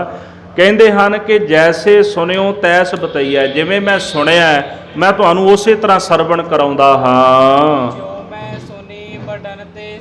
ਜਿਹੜੀ ਸਾਖੀ ਮੈਂ ਆਪਣੇ ਵੱਡੇ ਵਡੇਰਿਆਂ ਤੋਂ ਸੁਣੀ ਹੈ, ਮਹਾਂਪੁਰਸ਼ਾਂ ਤੋਂ, ਬਜ਼ੁਰਗਾਂ ਤੋਂ ਸੁਣੀ ਹੈ, ਆਪਣੀ ਬੁੱਧੀ ਦੇ ਅਨੁਸਾਰ ਉਹ ਸਾਖੀ ਮੈਂ ਤੁਹਾਨੂੰ ਪ੍ਰੇਮ ਦੇ ਨਾਲ ਸਰਵਣ ਕਰਾਉਂਦਾ ਹਾਂ। ਇੱਕ ਦਿਨ ਸਤਿਗੁਰੂ ਦਮਦਮੇ ਬੈਠੇ ਮੰਜੀ ਲਾਏ। ਇੱਕ ਦਿਨ ਮਹਾਰਾਜ ਕਲਗੀਧਰ ਦਸ਼ਮੇਸ਼ ਪਿਤਾ ਜੀ ਸ੍ਰੀ ਦਮਦਮਾ ਸਾਹਿਬ ਦੀ ਧਰਤੀ ਤੇ ਕਹਿੰਦੇ ਮੰਜੀ ਲਾ ਕੇ ਬਿਰਾਜਮਾਨ ਨੇ, ਤਖਤ ਦੇ ਉੱਪਰ ਬੈਠੇ ਹੋਏ ਹਨ। ਸ਼ਬਦ ਉਚਾਰਤ ਆਇਓ, ਇੱਕ ਸਿੱਖ ਸਤਿਗੁਰ ਪਾਹੇ। ਇੱਕ ਸਿੱਖ ਮਹਾਰਾਜ ਕਲਗੀਧਰ ਦਸ਼ਮੇਸ਼ ਪਿਤਾ ਜੀ ਦੇ ਚਰਨਾਂ ਦੇ ਵਿੱਚ ਸ਼ਬਦ ਗਾਇਨ ਕਰਦਾ ਹੋਇਆ, ਬਾਣੀ ਪੜ੍ਹਦਾ ਹੋਇਆ ਹਾਜ਼ਰ ਹੋਇਆ ਹੈ। ਸਿੱਖਾਂ ਸੰਦੇ ਪੁੱਤਰ ਸਾਕਤ ਹੋਏ ਗਏ। ਉਸ ਸਿੱਖ ਨੇ ਜਿਹੜੇ ਬਚਨ ਪੜ੍ਹੇ ਸਨ ਬਾਣੀ ਦੇ ਮੁਤਾਬਕ, ਭਾਈ ਸਾਹਿਬ ਕਹਿੰਦੇ ਉਹਨਾਂ ਬਚਨਾਂ ਵਿੱਚ ਇਹ ਸੀ ਕਿ ਸਿੱਖਾਂ ਦੇ ਜਿਹੜੇ ਪੁੱਤਰ ਸਾਕਤ ਹੋ ਗਏ, ਜਿਵੇਂ ਅੱਜ ਹੋ ਗਏ ਨੇ। ਇਹ ਸੱਚਾਈ ਹੈ, ਵਾਕਿਆ ਸਿੱਖਾਂ ਦੇ ਪੁੱਤਰ ਸਾਕਤ ਹੋ ਗਏ ਨੇ। ਹਾਂ, ਸਾਰਾ ਦਿਨ ਉਹ ਆ ਲੱਚਰ ਗਾਣ ਵਾਲਿਆਂ ਨੂੰ ਜ਼ਰੂਰ ਸੁਣ ਲੈਣਗੇ, ਪਰ ਬਾਣੀ ਉਹਨਾਂ ਕੋਲ ਸੁਣ ਨਹੀਂ ਹੁੰਦੀ। ਇਹ ਸਾਖਤਤਾ ਦੀ, ਮਨਮੁਖਤਾ ਦੀ ਨਿਸ਼ਾਨੀ ਹੈ ਨਾ। ਬਾਣੀ ਦੀ ਬਜਾਏ ਲੱਚਰਪੁਣਾ ਸੁਣ ਲੈਣਗੇ, ਟੀਵੀ ਦੇ ਮੂਹਰੇ ਬਹਿ ਜਾਣਗੇ, ਫੋਨਾਂ ਦੁਆਲੇ ਹੋ ਜਾਣਗੇ। ਪਰ ਜੇ ਬਾਣੀ ਸੁਣਨ ਦੀ ਗੱਲ ਹੋਵੇ, ਸੰਗਤ ਕਰਨ ਦੀ ਗੱਲ ਹੋਵੇ, ਉਹ ਚੀਜ਼ਾਂ ਨਹੀਂ। ਇਹ ਕੀ ਹੈ? ਮਨਮੁਖਤਾ ਦੀ ਨਿਸ਼ਾਨੀ ਹੈ। ਮੈਂ ਕਹਿੰਦਾ ਹੋਵਾਂ ਆਪਣੇ ਵੱਲੋਂ ਤੇ ਤੁਸੀਂ ਮੈਨੂੰ ਰੋਕ ਸਕਦੇ ਹੋ, ਪਰ ਜੇ ਗੁਰੂ ਕਹਿੰਦਾ ਹੋਵੇ ਤੁਸੀਂ ਟੋਕ ਨਹੀਂ ਸਕਦੇ। ਬੰਦੇ ਨੂੰ ਤੁਸੀਂ ਰੋਕ ਸਕਦੇ ਹੋ, ਗੁਰੂ ਨੂੰ ਟੋਕ ਨਹੀਂ ਸਕਦੇ। ਮਹਾਰਾਜ ਕਲਗੀਧਰ ਜੀ ਦੇ ਸਨਮੁਖ ਸਿੱਖ ਬੇਨਤੀ ਕਰਦਾ, ਸਿੱਖਾਂ ਸੰਦੇ ਪੁੱਤਰ ਸਾਖਤ ਹੋਏ ਗਏ। ਮਹਾਰਾਜ ਸਿੱਖਾਂ ਦੇ ਜਿਹੜੇ ਪੁੱਤਰ ਨੇ ਸਾਖਤ ਬਣ ਗਏ ਹਨ। ਕਲਯੁਗ ਕੈ ਪ੍ਰਸਾਦ ਸਿੱਖਿਓ ਅਸਿੱਖ ਭਏ। ਕਲਯੁਗ ਦਾ ਇਹੋ ਜਿਹਾ ਪ੍ਰਤਾਪ ਵਰਤ ਗਿਆ, ਇਹੋ ਜਿਹਾ ਪਹਿਰਾ ਵਰਤ ਗਿਆ ਕਿ ਜਿਹੜੇ ਸਿੱਖ ਨੇ ਅਸਿੱਖ ਬਣ ਗਏ ਨੇ। ਸਿੱਖੀ ਉਹਨਾਂ ਦੇ ਜੀਵਨ ਵਿੱਚੋਂ ਖਤਮ ਹੋ ਗਈ ਹੈ। ਯਹ ਸੁਨ ਸਿੱਖ ਕੇ ਬਚਨ ਸ੍ਰੀ ਗੁਰੂ ਯੋ ਕਹੇ। ਇਹ ਬਚਨ ਸੁਣ ਕੇ ਮਹਾਰਾਜ ਕਲਗੀਧਰ ਦਸ਼ਮੇਸ਼ ਪਿਤਾ ਜੀ ਨੇ ਉਸ ਸਿੱਖ ਨੂੰ ਜਵਾਬ ਦਿੱਤਾ ਹੈ। ਉਹ ਕੱਚੇ ਗਏ ਅਚਲ ਸੱਚੇ ਸੁਖ ਲੈ ਗਏ। ਸਤਿਗੁਰੂ ਕਹਿੰਦੇ, ਗੁਰੂ ਕੇ ਸਿੱਖੋ, ਵਾਕਿਆ ਸਿੱਖ ਕੱਚੇ ਹੋ ਗਏ। ਜਦੋਂ ਬਜ਼ੁਰਗਾਂ ਕੋਲ ਬਾਣੀ ਨਹੀਂ ਨਾ ਰਹੀ, ਮਾਂ ਪਿਓ ਦੇ ਕੋਲ ਬਾਣੀ ਨਹੀਂ ਰਹੀ, ਜਦੋਂ ਉਹਨਾਂ ਕੋਲ ਬਾਣੀ ਨਹੀਂ ਰਹੀ ਤੇ ਫਿਰ ਉਹ ਆਪਣੇ ਅੱਗੋਂ ਆਉਣ ਵਾਲੇ ਪੁੱਤ ਪੋਤਰਿਆਂ ਨੂੰ ਬਾਣੀ ਕਿੱਥੋਂ ਦੇਣਗੇ ਨਾ। ਬਾਣੀ ਵਿਰਾਸਤ 'ਚ ਮਿਲਦੀ ਹੈ। ਇੱਕ ਬਚਨ ਇਹ ਵੀ ਯਾਦ ਰੱਖਿਓ, ਜਿਹਨੂੰ ਆਪਾਂ ਖਾਨਦਾਨੀ ਪੱਖ ਰਹਿੰਦੇ ਆ ਨਾ, ਜਿਹੜੇ ਜਰਮਸ ਹੁੰਦੇ ਨੇ, ਜਿਹੜੇ ਸਾਡੀ ਬਾਡੀ ਦੇ ਵਿੱਚ ਨੇ, ਪਿਤਾ ਤੋਂ ਪੁੱਤਰ ਅੱਗੇ ਪੋਤਰੇ, ਉਹ ਸਾਰੇ ਜਿਹੜੇ ਜੇਮਸ ਜਿਹੜੇ ਇਸ ਤਰ੍ਹਾਂ ਹੀ ਸਰੀਰਾਂ ਵਿੱਚ ਚੱਲਦੇ ਨੇ। ਲਹੂ ਜਿਹਨੂੰ ਕਹਿੰਦੇ ਆ। ਸਿੱਖੀ ਵਿਰਾਸਤ ਵਿੱਚ ਵੀ ਮਿਲਦੀ, ਪਰ ਇਹ ਜ਼ਰੂਰ ਯਾਦ ਰੱਖਿਓ, ਜਿਵੇਂ ਅੱਜ ਕੱਲ੍ਹ ਪੰਜਾਬ ਵਿੱਚ ਜਾਂ ਮੈਂ ਕਈ ਥਾਵਾਂ 'ਤੇ ਗਿਆ, ਉੱਥੇ ਲੋਕ ਇੱਕ ਗੱਲ ਦਾ ਦਾਅਵਾ ਕਰਦੇ, ਆਖੇ ਜੀ ਅਸੀਂ ਵੀ ਸਿੱਖ ਹਾਂ, ਕਿਉਂ ਮੇਰਾ ਪਿਤਾ ਜਿਹੜਾ ਸੀ ਉਹ ਸਿੱਖ ਸੀ, ਮੈਂ ਵੀ ਸਿੱਖ ਹਾਂ, ਮੇਰਾ ਪਿਤਾ ਸਿੱਖ ਸੀ, ਭਾਵੇਂ ਆਪ ਦਾੜੀ ਕੱਟੀ ਹੋਈ ਹੈ, ਅਸੀਂ ਗੁਰੂ ਗ੍ਰੰਥ ਸਾਹਿਬ ਨੂੰ ਮੰਨਦੇ ਹਾਂ, ਅਸੀਂ ਸਿੱਖ ਹਾਂ। ਮਸ਼ਕੀਨ ਸਾਹਿਬ ਜੀ ਨੇ ਇੱਕ ਬਚਨ ਆਖਿਆ ਸੀ। ਮਸ਼ਕੀਨ ਸਾਹਿਬ ਜੀ ਇਹ ਕਹਿੰਦੇ ਨੇ ਵੀ ਜੇ ਤੁਸੀਂ ਇਹ ਦਾਅਵਾ ਕਰੋ ਮੈਂ ਸਿੱਖ ਹਾਂ, ਕਹਿੰਦੇ ਡਾਕਟਰ ਦਾ ਪੁੱਤਰ ਡਾਕਟਰ ਹੁੰਦਾ ਕਿ ਨਹੀਂ ਹੁੰਦਾ? ਨਹੀਂ ਨਾ ਹੁੰਦਾ। ਵਕੀਲ ਦਾ ਪੁੱਤਰ ਵਕੀਲ ਹੈ, ਇੰਜੀਨੀਅਰ ਦਾ ਪੁੱਤਰ ਇੰਜੀਨੀਅਰ ਹੈ, ਵਿਗਿਆਨੀ ਦਾ ਪੁੱਤਰ ਵਿਗਿਆਨੀ ਹੈ, ਨਹੀਂ ਨਾ ਹੁੰਦਾ। ਜਦੋਂ ਵਕੀਲ ਦਾ ਪੁੱਤਰ ਵਕੀਲ ਨਹੀਂ, ਕਿਉਂ ਉਹਨੂੰ ਵਕਾਲਤ ਕਰਨੀ ਪੈਣੀ ਤਾਂ ਬਣੇਗਾ। ਡਾਕਟਰ ਦਾ ਪੁੱਤਰ ਡਾਕਟਰ ਤਾਂ ਬਣੇਗਾ ਜੇ ਉਹ ਡਾਕਟਰੀ ਕਰੇਗਾ। ਇੰਜੀਨੀਅਰ ਦਾ ਪੁੱਤਰ ਤਾਂ ਇੰਜੀਨੀਅਰ ਬਣੇਗਾ ਜੇ ਇੰਜੀਨੀਅਰਿੰਗ ਕਰੇਗਾ। ਸਿੱਖ ਦਾ ਪੁੱਤਰ ਤਾਂ ਸਿੱਖ ਬਣੇਗਾ ਜੇ ਸਿੱਖੀ ਕਮਾਏਗਾ। ਸਿੱਖੀ ਵਿਰਾਸਤ ਵਿੱਚ ਮਿਲਦੀ ਹੈ, ਪਰ ਸਿੱਖੀ ਕਮਾਉਣੀ ਪੈਂਦੀ ਹਰ ਕਿਸੇ ਨੂੰ। ਮਹਾਰਾਜ ਨੇ ਪ੍ਰਿਥੀ ਚੰਦ ਨੂੰ ਛੇਕਿਆ ਜੀ, ਰਾਮ ਰਾਏ ਨੂੰ ਛੇਕਿਆ ਗਿਆ, ਧੀਰ ਮੱਲਿਆ ਨੂੰ ਛੇਕਿਆ ਗਿਆ। ਗੁਰੂ ਪਰਿਵਾਰ ਵਿੱਚੋਂ ਸਨ। ਗੁਲਾਬ ਰਾਏ ਗੁਰੂ ਬਣਿਆ ਤੇ ਆਪਣਾ ਆਪ ਸਾਰਾ ਕੁਝ ਗਵਾ ਗਿਆ। ਹੈ ਤਾਂ ਉਹ ਵੀ ਸਿੱਖ ਸਨ ਮਹਾਰਾਜ ਦੇ। ਵਿਰਾਸਤ ਵਿੱਚ ਸਿੱਖੀ ਉਹਨਾਂ ਦੇ ਕੋਲ ਵੀ ਸੀ, ਪਰ ਅਖੀਰ ਗਵਾਣੀ ਪੈ ਗਈ। ਕਿਉਂ? ਸਿੱਖੀ ਕਮਾਈ ਨਹੀਂ। ਕਮਾ ਲੈਂਦੇ ਤੇ ਸ਼ਾਇਦ ਸਤਿਗੁਰੂ ਕਲਗੀਧਰ ਜੀ ਨੂੰ ਨਾ ਕਹਿਣਾ ਪੈਂਦਾ ਵੀ ਮੀਣਿਆਂ ਨਾਲ ਮੇਲ ਨਹੀਂ ਰੱਖਣਾ, ਫਿਰ ਨਾ ਕਹਿੰਦੇ ਰਾਮ ਰਾਈਏ ਧੀਰ ਮੱਲੀਏ ਨਾਲ ਮੇਲ ਨਹੀਂ ਰੱਖਣਾ। ਜੇ ਅਜਿਹੀ ਗੱਲ ਹੁੰਦੀ ਸਿੱਖੀ ਕਮਾ ਲੈਂਦੇ ਤੇ ਸਤਿਗੁਰੂ ਫਿਰ ਕਹਿੰਦੇ ਵੀ ਜ਼ਰੂਰ, ਪਰ ਨਹੀਂ ਕਿਹਾ ਮਹਾਰਾਜ ਨੇ, ਆਖਿਆ ਇਹਨਾਂ ਨਾਲ ਮੇਲ ਨਹੀਂ ਰੱਖਣਾ। ਯਾਦ ਰੱਖਿਓ, ਸਿੱਖੀ ਵਿਰਾਸਤ ਵਿੱਚ ਮਿਲਦੀ, ਪਰ ਵਿਰਾਸਤ ਕੀ ਹੈ? ਜੇ ਤੁਹਾਡੇ ਕੋਲ ਬਾਣੀ, ਤੁਸੀਂ ਆਪਣੇ ਬੱਚਿਆਂ ਨੂੰ ਬਾਣੀ ਦੇ ਰਹੇ ਹੋ, ਉਹ ਵਿਰਾਸਤ ਤੁਹਾਡੇ ਬੱਚੇ ਅੱਗੋਂ ਤੁਹਾਡੇ ਪੋਤਰਿਆਂ ਨੂੰ ਉਹ ਵੰਡਣਗੇ, ਪੋਤਰਿਆਂ ਤੱਕ ਜਾਏਗੀ। ਜੇ ਤੁਹਾਡੇ ਆਪਣੇ ਕੋਲ ਬਾਣੀ ਨਹੀਂ ਤੇ ਤੁਸੀਂ ਆਪਣੇ ਬੱਚਿਆਂ ਨੂੰ ਬਾਣੀ ਕਿੱਥੋਂ ਦੇ ਦਿਓਗੇ? ਜੇ ਤੁਹਾਡੇ ਕੋਲ ਟੀਵੀ ਹੈ, ਤੁਸੀਂ ਟੀਵੀ ਜ਼ਰੂਰ ਵੰਡ ਦਿਓਗੇ। ਜੇ ਤੁਹਾਡੇ ਕੋਲ ਇਹੋ ਜਿਹੇ ਔਗਣ ਨੇ, ਇਹ ਜ਼ਰੂਰ ਵੰਡ ਦਿਓਗੇ। ਪਰ ਜੇ ਤੁਹਾਡੇ ਕੋਲ ਬਾਣੀ ਆ, ਤੁਸੀਂ ਬਾਣੀ ਜ਼ਰੂਰ ਵੰਡੋਗੇ। ਇਸ ਕਰਕੇ ਮਹਾਰਾਜ ਕਲਗੀਧਰ ਕਹਿੰਦੇ, ਹੋ ਕੱਚੇ ਗਏ, ਸਿੱਖਾਂ ਦੇ ਪੁੱਤਰ ਕੱਚੇ ਹੋ ਗਏ, ਕਿਉਂਕਿ ਸਿੱਖ ਕੱਚੇ ਹੋ ਰਹਿ ਗਏ। ਤੇ ਸਤਿਗੁਰੂ ਕਹਿੰਦੇ ਨੇ, ਅਚਲ ਸੱਚੇ ਸੁਖ ਲੈ ਗਏ। ਜਿਹੜੇ ਗੁਰੂ ਕੇ ਸਿੱਖ ਪਰਪੱਕ ਸਿੱਖੀ ਵਿੱਚ ਸਨ, ਉਹ ਸੁੱਖ ਲੈ ਗਏ। ਭਾਵੇਂ ਹੁਣ ਜਿਹੜੇ ਪੱਕੇ ਨੇ ਉਹ ਵੀ ਅਚਲ ਸੁੱਖ ਲੈ ਗਏ, ਜਿਹੜੇ ਅੱਗੇ ਵੀ ਪੱਕੇ ਹੋਣਗੇ ਉਹ ਵੀ ਅਚਲ ਸੁੱਖਾਂ ਦੀ ਪ੍ਰਾਪਤੀ ਕਰ ਲੈਣਗੇ। ਅਬਰੀ ਸੰਗਤ ਮਾਹੇ ਸਿੱਖ ਅਬ ਹੈ ਕਹੀ। ਸਤਿਗੁਰੂ ਸੱਚੇ ਪਾਤਸ਼ਾਹ ਜੀ ਫਰਮਾਨ ਕਰਦੇ ਨੇ ਕਿ ਸਾਡੀ ਜਿਹੜੀ ਸੰਗਤ ਹੈ, ਸਾਡੀ ਸੰਗਤ ਦੇ ਵਿੱਚ ਹੈ ਕੋਈ ਭਾਈ ਅਜਿਹਾ ਸਿੱਖ, ਸਤਿਗੁਰ ਜੈਸੀ ਰੀਤ ਉਹਨੇ ਕਲ ਮਦ ਠਈ। ਜਿਸ ਸਿੱਖ ਦੇ ਅੰਦਰ ਸਤਜੁਗ ਵਰਗੀ ਰੀਤ ਹੋਵੇ। ਹੈ ਕੋਈ ਇਹੋ ਜਿਹਾ ਸੰਗਤ ਵਿੱਚ ਸਿੱਖ, ਜੈਸੇ ਸਤਜੁਗ ਵਿੱਚ ਲੋਕ ਸਤ ਦੇ ਧਾਰਨੀ ਸਨ, ਕੋਈ ਅਜਿਹਾ ਸਿੱਖ ਹੈ ਜਿਹੜਾ ਕਲਯੁਗ ਵਿੱਚ ਵੀ ਸਤਜੁਗ ਵਾਲੀ ਬਿਰਤੀ ਧਾਰਨ ਕਰਕੇ ਬੈਠਾ ਹੋਵੇ। ਓ ਸ੍ਰੀ ਗੁਰ ਸੋ ਕਹਿਓ सिखन को हमें दिखाइए। साध संगत तो श्री गुर सो कहियो सिखन को हमें दिखाइए। महाराज धन गुरु गोबिंद सिंह साहब कहते सिखो लियाओ कोई विखाओ जिहा सिख ਜਿਹੜਾ ਕਲਯੁਗ ਵਿੱਚ ਸਤਯੁਗ ਵਰਗੀ ਰੀਤ ਨੂੰ ਧਾਰਨ ਕਰਕੇ ਬੈਠਾ ਹੋਵੇ। ओ होवे पाप हम दूर जिम सुधा सून राइए। ਅਖੀਰ ਸਿੱਖਾਂ ਨੇ ਆਪ ਹੱਥ ਜੋੜੇ ਮਹਾਰਾਜ ਤੁਸੀਂ ਦਰਸ਼ਨ ਕਰਾ ਦਿਓ। ਜੇ ਆਪਣੇ ਆਪ ਨਹੀਂ ਕੋਈ ਸਿੱਖ ਉੱਠਦਾ ਤੇ ਕਿਰਪਾ ਕਰੋ ਕੋਈ ਅਜਿਹਾ ਕੌਤਕ ਕਰੋ ਕੋਈ ਇਹੋ ਜਿਹਾ ਸਿੱਖ ਹੋਵੇ ਜਿਹਦੇ ਅਸੀਂ ਦਰਸ਼ਨ ਕਰੀਏ। ਹੋਵੇ ਪਾਪ ਹਮ ਦੂਰ ਜਿਸ ਸਿੱਖ ਦੇ ਦਰਸ਼ਨ ਦੀਦਾਰ ਕਰਕੇ ਸਾਡੇ ਪਾਪ ਦੂਰ ਹੋ ਜਾਣ।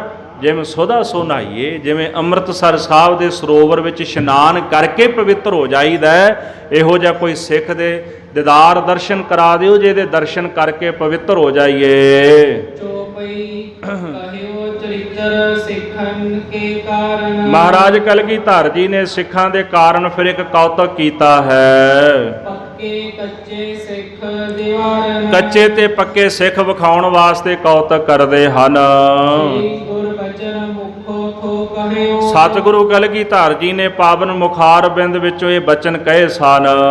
लैन परीख्या तिम ही चहियो। ਸਤਿਗੁਰੂ ਹੁਣ ਪ੍ਰੀਖਿਆ ਲੈਣਾ ਚਾਹੁੰਦੇ ਨੇ ਵੀ ਕਿਹੜੇ ਕੱਚੇ ਪੀਲੇ ਨੇ ਤੇ ਕਿਹੜੇ ਭਾਈ ਪੱਕੇ ਸਿੱਖ ਹਨ। तब श्री सतगुर खंडो मंगवाए। ਮਹਾਰਾਜ ਕਲਗੀਧਰ ਜੀ ਨੇ ਆਪਣਾ ਖੰਡਾ ਮੰਗਵਾ ਲਿਆ सद मारवाड़ियन साल चढ़ायो। ਤੇ ਸਾਧ ਸੰਗਤ ਜੀ ਜਿਹੜੇ ਮਾਰਵਾੜ ਦੇ ਸਿਕਲੀਕਾਰ ਸਨ ਉਹਨਾਂ ਨੂੰ ਸਾਧ ਕੇ ਸਾਨ ਜਿਹੜੀ ਉਹ ਚੜਾ ਲਈ ਹੈ। लयो खड़ग गह पूजा उठायो। ਕੇਸਗੜ੍ਹ ਸਾਹਿਬ ਵਿਰਾਜੇ ਸਨ। ਅੰਮ੍ਰਿਤ ਵੇਲੇ ਦਾ ਸਮਾਂ ਸੀ ਤੇ ਹੱਥ ਵਿੱਚ ਖੜਗ ਲੈ ਕੇ ਮਹਾਰਾਜ ਕਲਗੀਧਰ ਜੀ ਨੇ ਆਪਣੀ ਭੁਜਾ ਬਾਹ ਉਠਾਈ ਹੈ। पंज सिखन चहियो सीस झटकायो। ਸਤਿਗੁਰੂ ਪੰਜ ਸਿੱਖਾਂ ਦਾ ਸੀਸ ਝਟਕਾਣਾ ਚਾਹੁੰਦੇ ਹਨ। ਕੱਚੇ ਪਿੱਲੇ ਦੀ ਨਾਲ ਪਰਖ ਕਰਨਾ ਚਾਹੁੰਦੇ। ਖਾਲਸਾ ਵੀ ਸਜਾਉਣਾ ਸੀ ਨਾ ਪੰਥ ਸਜਾਉਣਾ ਸੀ। ਮਹਾਰਾਜ ਭਾਈ ਰਤਨ ਸਿੰਘ ਜੀ ਪਿੱਛੇ ਵੀ ਜ਼ਿਕਰ ਕਰ ਆਏ ਨੇ ਦੋਨੇ ਪੱਖ ਰੱਖੇ ਵੀ ਅੰਮ੍ਰਿਤ ਛਕਾਇਆ ਖਾਲਸਾ ਪੰਥ ਪ੍ਰਗਟ ਵੀ ਕੀਤਾ ਨਾਲੇ ਸਿੱਖਾਂ ਨੂੰ ਇਹ ਵਿਖਾਇਆ ਵੀ ਕੱਚਾ ਕਿਹੜਾ ਤੇ ਪੱਕਾ ਕਿਹੜਾ ਹੈ ਤੇ ਸ਼ਹੀਦ ਕਿਹਨੂੰ ਕਹਿੰਦੇ ਨੇ। ਮਹਾਰਾਜ ਕਲਗੀਧਰ ਜੀ ਨੇ ਇਸ ਤਰ੍ਹਾਂ ਸਿੱਖਾਂ ਦੇ ਪੰਜ ਸਿੱਖਾਂ ਦੇ ਸੀਸ ਝਟਕਾਣੇ ਚਾਹੇ ਹਨ। दोहरा सब संगत इकट्ठी करे कही श्री गुरु सबन सुनाए। ਸਾਰੀ ਸੰਗਤ ਇਕੱਠੀ ਕਰਕੇ ਮਹਾਰਾਜ ਕਲਗੀਧਰ ਦਸ਼ਮੇਸ਼ ਪਿਤਾ ਜੀ ਨੇ ਭਰੀ ਸਭਾ ਦੇ ਵਿੱਚ ਇਹ ਬਚਨ ਸੁਣਾਏ ਹਨ। है कोई ऐसो सिख अब लेवे सीस कटाए। ਹੈ ਕੋਈ ਅਜਿਹਾ ਭਾਈ ਸਿੱਖ ਜਿਹੜਾ ਆਪਣਾ ਸੀਸ ਕਟਾ ਲੇ ਆ ਕੇ ਜਿਹੜਾ ਸਿੱਖ ਆਪਣਾ ਸੀਸ ਸਾਨੂੰ ਭੇਟ ਕਰ ਦੇਵੇ। जो पई सुनत बचन तन लोकन त्रास। ਇਹ ਬਚਨ ਸੁਣ ਕੇ ਲੋਕਾਂ ਦੇ ਵਿੱਚ ਤਰਾਸ ਡਰ ਪੈਦਾ ਹੋ ਗਿਆ ਭੈ ਪੈਦਾ ਹੋ ਗਿਆ ਹੈ। सतगुर को बहु छट गए पास। ਕਈ ਤਾਂ ਸਾਡੇ ਵਰਗੇ ਕੱਚੇ ਪਿੱਲੇ ਜਿਹੜੇ ਸਾਨੂੰ ਛੱਡ ਕੇ ਭੱਜ ਗਏ ਮਹਾਰਾਜ ਨੂੰ ਵੀ ਸਿਰ ਨਾ ਦੇਣਾ ਪੈ ਜਾਏ ਕਿਤੇ ਮੇਰੇ ਵੱਲ ਨਿਗਾਹ ਕਰਕੇ ਮੈਨੂੰ ਨਾ ਕਹਿਣ ਵੀ ਤੂੰ ਉੱਠ ਲਿਆ ਤੇਰਾ ਸੀਸ ਲਈਏ ਤੇ ਡਰਦੇ ਮਾਰੇ ਛੱਡ ਕੇ ਭੱਜ ਗਏ ਹਨ। कईयन सतगुर सिररी कहियो। ਕਈਆਂ ਨੇ ਸਤਿਗੁਰਾਂ ਨੂੰ ਸਿਰਰੀ ਵੀ ਕਹਿ ਦਿੱਤਾ। ਸਿਰਰੀ ਦਾ ਭਾਵ ਇਹ ਸਿਰੜੀ ਹਠੀ ਨੇ ਵੀ ਜੇ ਇਹਨਾਂ ਆਖ ਦਿੱਤਾ ਨਾ ਵੀ ਪੰਜ ਸਿੱਖ ਝਟਕਾਉਣੇ ਨੇ ਤੇ ਇਹਦਾ ਮਤਲਬ ਵੀ ਇਹ ਝਟਕਾਉਣਗੇ ਹੁਣ ਜ਼ਰੂਰ। सिखी तोड़न उन्हें चित चहियो। ਕਈ ਆਖਣ ਲੱਗੇ ਵੀ ਇਹ ਸਿਰੜੀ ਹਠੀ ਨੇ ਇਹਨਾਂ ਨੇ ਨਾ ਸਿੱਖੀ ਤੋੜ ਦੇਣੀ ਆ ਹੁਣ ਇਹ ਨਵਾਂ ਹੀ ਕੰਮ ਫੜ ਲਿਆ ਇਹਨਾਂ ਨੇ। ਮਹਾਰਾਜ ਜਦੋਂ 10ਵੇਂ ਪਾਤਸ਼ਾਹ ਜੰਗ ਕਰਦੇ ਰਹੇ ਨਾ ਕਈਆਂ ਨੂੰ ਇਤਰਾਜ਼ ਹੁੰਦਾ ਰਿਹਾ ਉਦੋਂ ਵੀ। ਮਹਾਰਾਜ ਕਲਗੀਧਰ ਦਸ਼ਮੇਸ਼ ਪਿਤਾ ਜੀ ਦੀ ਜਿਹੜੀ ਮਰਿਆਦਾ ਸੀ ਉਦੋਂ ਤੋਂ ਵੀ ਕਈ ਖਫਾ ਸਨ। ਹੁਣ ਵੀ ਉਹ ਕੌਣ ਸਨ ਜਿਹੜੇ ਮਸੰਦ ਸਨ ਕਰੀਬਨ ਜਿਹੜੇ ਇਹ ਉਹਨਾਂ ਦਾ ਕਰਮ ਸੀਗਾ। ਹੁਣ ਵੀ ਉਹ ਕਹਿਣ ਲੱਗੇ ਵੀ ਇਹ ਤਾਂ ਸਿੱਖੀ ਨਾਲ ਉਹਨਾਂ ਸਿੱਖਾਂ ਦਾ ਨਾਤਾ ਤੋੜਨਾ ਚਾਹੁੰਦੇ ਹਨ। कई सुनत घर को ही दौड़े। ਸਤਿਗੁਰੂ ਕਲਗੀਧਰ ਜੀ ਦਾ ਹੁਕਮ ਸੁਣ ਕੇ ਕਈ ਤਾਂ ਉੱਥੋਂ ਆਪਣੇ ਘਰਾਂ ਨੂੰ ਦੌੜ ਗਏ ਹਨ। कई आवत मेरे रस्तेओ मोड़े। ਤੇ ਸਾਧ ਸੰਗਤ ਜੀ ਕਈ ਕਹਿੰਦੇ ਆ ਰਹੇ ਸਨ ਮਹਾਰਾਜ ਦੇ ਦਰਸ਼ਨਾਂ ਲਈ ਤੇ ਉਹ ਜਦੋਂ ਸਿੱਖ ਦੌੜੇ ਜਾਂਦੇ ਸਨ ਪੁੱਛਣ ਲੱਗੇ ਵੀ ਤੁਹਾਨੂੰ ਕੀ ਹੋ ਗਿਆ ਵੀ ਕਿੱਥੇ ਜਾ ਰਹੇ ਹੋ। ਕਹਿੰਦੇ ਮਹਾਰਾਜ ਕਹਿੰਦੇ ਵੀ ਪੰਜ ਸਿੱਖ ਝਟਕਾਉਣੇ ਨੇ। ਉਹ ਫਿਰ ਰਸਤੇ 'ਚੋਂ ਮੁੜ ਗਏ ਵੀ ਅਸਾਂ ਕੀ ਕਰਨਾ ਕਿਤੇ ਸਾਡਾ ਨੰਬਰ ਨਾ ਲੱਗ ਜਾਏ ਤੇ ਕਈ ਰਾਹ ਦੇ ਵਿੱਚੋਂ ਹੀ ਮੁੜ ਗਏ ਹਨ। कोऊ मिल कोऊ अन मिल गयो। ਕੋਈ ਤਾਂ ਮਹਾਰਾਜ ਨੂੰ ਕਹਿੰਦੇ ਆ ਕੇ ਮਿਲਿਆ ਭਾਵ ਦਰਸ਼ਨ ਕਰਕੇ ਭੱਜ ਗਿਆ ਤੇ ਕੋਈ ਬਿਨਾਂ ਮਿਲਿਆ ਪਿਛਾਂ ਹੀ ਮੁੜ ਗਿਆ ਹੈ। वेग भजत उन मगर न ਮਾਰਗ ਕਿਉ। ਸਾਧ ਸੰਗਤ ਜੀ ਬੜੀ ਵੇਗੀ ਨਾਲ, ਬੜੀ ਤੇਜ਼ੀ ਦੇ ਨਾਲ ਭੱਜ ਰਹੇ ਨੇ ਤੇ ਮਗਰ ਨਹੀਂ ਕਿਸੇ ਨੇ ਵੇਖਿਆ। ਉਹ ਕਹੈ ਇਨ ਮਸੰਦਨ ਸੋ ਤੁਮਾਰੇ। ਕਈ ਆਖਣ ਲੱਗੇ ਵੀ ਇਹਨਾਂ ਨੇ ਪਹਿਲਾਂ ਵੀ ਨਾ ਮਸੰਦ ਮਾਰ ਦਿੱਤੇ ਹਨ। ਕਈਆਂ ਨੇ ਮਹਾਰਾਜ ਨੂੰ ਨਿਰਦਈ ਵੀ ਆਖਿਆ ਵੀ ਇਹਨਾਂ ਨੇ ਮਸੰਦ ਸਾੜ ਦਿੱਤੇ ਸਨ। ਆਪਣੀ ਗਲਤੀ ਨਹੀਂ ਵੇਖੀ ਵੀ ਅਸੀਂ ਕਰਤੂਤਾਂ ਕੀ ਕੀਤੀਆਂ ਨੇ। ਤੇ ਮਹਾਰਾਜ ਕਲਗੀਧਰ ਧਰ ਜੀ ਨੂੰ ਅਜਿਹੇ ਬਚਨ ਕਹਿੰਦੇ ਹਨ। ਹੁਣ ਜਿਹੜੇ ਗੁਰੂ ਸਾਹਿਬ ਦੇ ਪ੍ਰੇਮ ਕਰਨ ਵਾਲੇ ਸਿੱਖ ਸਨ, ਹੁਣ ਗੱਲ ਉਹਨਾਂ ਦੇ ਸਿਰ ਤੇ ਆ ਗਈ ਹੈ। ਜਿਨ੍ਹਾਂ ਸਿੱਖਾਂ ਦੇ ਸ੍ਰੀ ਅੰਮ੍ਰਿਤਸਰ ਸਾਹਿਬ ਸਹਾਈ ਨੇ, ਆ ਜਿਹੜੇ ਅੱਜ ਝੱਟ ਬਹਿ ਕੇ ਸਟੇਜ ਤੇ ਨਿੰਦਿਆ ਕਰਨ ਲੱਗ ਪੈਂਦੇ ਹਰਿਮੰਦਰ ਸਾਹਿਬ ਦੀ, ਕਦੇ ਬਿਲਡਿੰਗ ਦੀ, ਕਦੇ ਸਰੋਵਰ ਦੀ। ਬਿਲਡਿੰਗ ਕਹਿੰਦੇ ਨਾ, ਉਹ ਤਾਂ ਰੱਬ ਦਾ ਘਰ ਹੈ। ਅੰਮ੍ਰਿਤਸਰ ਸਿਫਤੀ ਦਾ ਘਰ ਕਹਿ ਕੇ ਨਵਾਜਿਆ ਵੀ ਇਹ ਤਾਂ ਬਿਲਡਿੰਗ ਹੈ ਜੀ ਇਕੱਲੀ। ਚਲੋ ਇਮਾਰਤ ਬਣੀ ਹੋਈ ਹੈ, ਤੁਸੀਂ ਇੰਗਲਿਸ਼ ਵਿੱਚ ਬਿਲਡਿੰਗ ਕਹਿ ਦਿਓਗੇ, ਪਰ ਉਹਨੂੰ ਇਕੱਲੀ ਬਿਲਡਿੰਗ ਕਹਿਣਾ ਇਹ ਅਸ਼ਰਦਕ ਵਾਲਾ ਪੱਖ ਹੈ। ਉਹ ਕੀ ਹੈ? ਅੰਮ੍ਰਿਤਸਰ ਸਿਫਤੀ ਦਾ ਘਰ, ਉਹ ਰੱਬ ਦੀ ਸਿਫਤ ਦਾ ਘਰ ਹੈ, ਜਿੱਥੇ ਆਪ ਗੁਰੂ ਰਾਮਦਾਸ ਮਹਾਰਾਜ ਅਕਾਲ ਪੁਰਖ ਵਰਸਦੇ ਨੇ। ਇੱਕ ਵਿਦਵਾਨ ਸੱਜਣ ਆਏ, ਪੰਜਾਬ ਤੋਂ ਬਾਹਰ ਦੇ ਰਹਿਣ ਵਾਲੇ ਸਨ, ਮੈਨੂੰ ਉਹਨਾਂ ਦਾ ਨਾਂ ਜ਼ਰੂਰ ਵਿਸਰ ਗਿਆ। ਉਹਨਾਂ ਦਾ ਨਾਮ ਹਰੀਦਾਸ ਸੀਗਾ। ਸੱਚਖੰਡ ਸ੍ਰੀ ਹਰਿਮੰਦਰ ਸਾਹਿਬ ਦਰਸ਼ਨ ਕਰਨ ਵਾਸਤੇ ਆਏ ਨਾ, ਦਰਸ਼ਨ ਕਰਕੇ ਮਨ ਬੜਾ ਮੁਗਧ ਹੋ ਗਿਆ ਉਹਨਾਂ ਦਾ। ਉਹਨਾਂ ਇੱਕ ਬਚਨ ਉਚਾਰਿਆ, ਹਰ ਮੰਦਰ ਔਰ ਬੈਕੁੰਠ ਕੋ ਤੋਲ ਲਿਓ ਹਰਦਾਸ। ਬੈਕੁੰਠ ਤੇ ਸ੍ਰੀ ਹਰਿਮੰਦਰ ਸਾਹਿਬ ਨੂੰ ਹਰਦਾਸ ਜੀ ਕਹਿੰਦੇ ਵੀ ਮੈਂ ਤੋਲ ਲਿਆ। ਭਾਰੋ ਹੁਤੋ ਸੋ ਗਿਰ ਪਰਿਓ, ਹੋਰੋ ਚੜਿਓ ਆਕਾਸ਼। ਕਹਿੰਦੇ ਜਦੋਂ ਪਰਮੇਸ਼ਰ ਨੇ ਬੈਕੁੰਠ ਤੋਲੇ ਨਾ, ਤੇ ਜਿਹੜਾ ਭਾਰਾ ਬੈਕੁੰਠ ਸੀ, ਜਿਹਦੀ ਮਹਿਮਾ ਜ਼ਿਆਦੀ ਸੀ, ਭਾਰੋ ਹੁਤੋ ਸੋ ਗਿਰ ਪਰਿਓ, ਜਿਹੜਾ ਭਾਰਾ ਸੀ ਉਹ ਧਰਤੀ ਤੇ ਡਿੱਗ ਪਿਆ। ਹੋਰੋ ਚੜਿਓ ਆਕਾਸ਼, ਜਿਹੜਾ ਹੌਲਾ ਸੀ ਨਾ ਬੈਕੁੰਠ, ਜੈਸੇ ਕਬੀਰ ਸਾਹਿਬ ਜੀ ਕਹਿੰਦੇ, ਜਾਨ ਜਾਨ ਸਭ ਕਹੈ ਤਹਾਂ ਹੀ। ਬੈਕੁੰਠ ਦੀ ਗੱਲ ਕਰਦੇ ਵੀ ਉੱਥੇ ਬੈਕੁੰਠ ਹੈ, ਉੱਥੇ ਬੈਕੁੰਠ ਹੈ।